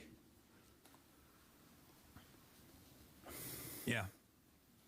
We know that the potential to further inflame tensions is high, and to Minnesotans, there's a difference. Dude, come on. Stop trying to tell the public, calm down. They're gonna rebel against you too. You don't see the moment. You're not meeting the moment, Tim. Meeting violence with violence. Minnesota and our local Oh my law God, they enforcement, spend as so you much have seen, time on the have reaction. done everything possible to de-escalate. Local media has reported extensively on the cooperation to de-escalate this situation. Donald Trump, I call on you once again, remove this force from Minnesota. They are sowing chaos and violence. We've seen deadly violence from federal agents again and again and again. But in contrast to that, on these frozen streets, what you witnessed yesterday was the best of Minnesotans, peacefully exercising their First Amendment rights. And I attended in the church basement hundreds of Minnesotans from all faiths packing care packages for families that have been ripped apart. Despite the horrific acts by this federal government, Minnesotans are standing up for the rule of law. They're protesting loudly and urgently, but peacefully. It must stay that way, Minnesota. Minnesotans are witnessing, and we're creating a log of evidence for the future prosecution of ICE agents and officials responsible for this. They're helping their neighbors. They're walking their kids to school. They're feeding families. I salute their courage and their restraint, and I call on all Americans to see the decency that this state is exhibiting and the horrific cruelty, unprofessional, absolute abomination that is passing for what these ICE agents are doing on our streets. They think they can provoke us into abandoning our values. Well, they're dead wrong. We'll keep the peace. We'll secure the justice with our neighbors, and we'll see this occupation ends. Minnesotans and Minnesota law enforcement that continuously is being denigrated by this administration will continue to be the adults in the room, the professionals in the room, the decent human beings in the room that will keep the peace. With this, I'd like to turn it over to Department of Public Safety Commissioner Bob Jacobson to update you on the situation as we know it. No shot. DHS is investigating it? Come on, dude. Come the on. Thank you, Governor. I'm Bob Jacobson, No. Commissioner of Public Safety for the Department Local of law enforcement needs to Public start Safety, and arresting again, these it's my people. honor to serve You in need to that start position. doing crazy shit. You need to get the National Guard and the man was local shot law and killed enforcement this morning with the in National Guard's Minneapolis. backing to go and apprehend these criminals, I want dude. to pause and remember what cannot No get shot. lost in this You moment. need to detain these guys. Man died. His family and friends are feeling unimaginable heartbreak and trauma.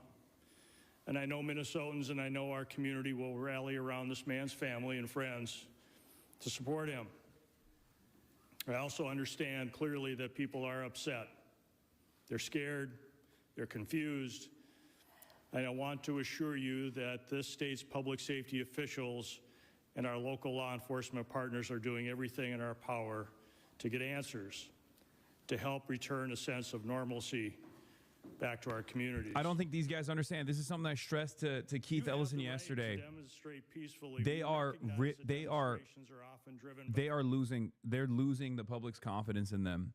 And when they lose the public's confidence in them, and the public starts thinking, okay, well, if I see an ICE agent, they're going to shoot and kill me. They're going to take matters of self-defense in their own hands. You don't want that happening, okay? You don't want that happening at all. You guys need to take action. You need to take action right now. You need to detain people. You need to start arresting the ICE agents. You have to start arresting the ICE agents before this gets further out of hand. There is a reason for law and order in this country and in every country, okay? Law and order plays a formative role in the fabric that holds society together, okay? Once that goes away, it's pure anarchy, it's pure chaos. You cannot be this scaredy cat in this moment, okay? You have to protect your constituents. You have to protect your citizens. You have to protect your neighbors. If you don't do your job, and if the local law enforcement is actually too busy gassing the people that are protesting rather than actually helping them, rather than actually apprehending the ICE agents that are killing their neighbors, it's over. It's going to be over. I keep warning. No one is listening. Well, I spoke twice this morning shortly after I received the call of this shooting. I spoke with the President's Chief of Staff, and first request was to get her people out of there, to get these federal agents out of there. They were going to cause more chaos. And second call is, with no uncertain terms, that we will investigate this. We will not be stonewalled. What we've already seen, and you saw it this morning, before any investigation is done, you have the most powerful people in the federal government spinning stories and putting up pictures and unrelated people who we don't know anything about, and a picture of a firearm to try and spin a narrative. And I ask Americans, this will end when enough Americans say this will end. Do I have any confidence Donald Trump will do the right thing? No, I don't have a lot of confidence. Then what are you going to do? You do something. Confidence that do something. Stop having confidence in Minnesotans. Minnesota nice. Minnesota nice. God damn it, Tim Walz, such a cowardly. All the been done after everything that's been said under the pretense that they are here about immigration reform, and quit referring to these people as law enforcement. They are not law enforcement. We have law enforcement who do an incredible job. And to listen to Greg Bovino denigrate the work of our people who are out there cleaning up their mess, no, I don't have a lot of confidence that he himself will do it. But here's what I do have confidence in. There's a whole lot of Republicans, for whatever reason, cannot find their spine. But they might find the ability to know that they're not going to win another election as long as they live unless they stand up for what's right and stand up for the rule of law and stand up for human decency, and that's the moment. So then, just a follow-up, because then if that is not the case, what are the people of Minnesota supposed to do who are in the middle right now? Because if they stonewall and you're trying to investigate, is that forcing? Yeah, no, it's a good question. And look, I speaking to the people of Minnesota right now, I hear that scream from you, and I'll continue to plead and ask you for peace. And I know the answer is you ask us for peace and we give it, and we get shot in the face on the streets coming out of a donut shop. We cannot give them what they want. I don't know how to say this in so many terms, to watch the madness that we've witnessed over this last week coming out of the White House and what it's doing here. Dog, my confidence is, they and I haven't say it been. to Minnesotans, They haven't as been. I've said, The protests have been incredibly lawful up until this moment. This is the peak of civil disobedience, organized, okay? Show of force, peaceful. They're doing all of that. It's not working. You have to literally get the law enforcement on the side of the population. If you don't get law enforcement agencies, local law enforcement agencies, and state law enforcement agencies to work alongside the National Guard deployment to literally start apprehending ICE agents, people are going to go, you're not defending us. We've been doing the peaceful thing, and they're shooting us in the face. They're shooting us in the face over and over again. What message do you give to the people? What message do you give the Minnesotans that voted for you and didn't even vote for you but are still frustrated all the same? You tell them you're on your own, okay? It's chaos from that point on. If you want to ensure stability as a local administrator, as a state administrator, you have to start doing real law and order. This message that they keep presenting to their neighbors, to their voters, to Minnesotans is you're on your own. You're on your own. Just be peaceful. You're on your own. Just keep it cool. We're going to fix it. But no fixing is coming. Agents or public safety, state patrol, or Minneapolis on the ground at that crime scene. Is that an instruction by the federal government, or did you pull your agents out? What I will tell you, and not to get further, but just the scene, leaving that to Minnesota State Patrol, Minneapolis, we did not have enough resources to be able to hold that ground safely, and we had to leave that scene. Because of the number of people that were available and the safety of those in the public and the safety of our teams. We were able to get there, but at that time we were not able to hold that scene to do a crime scene investigation. I can't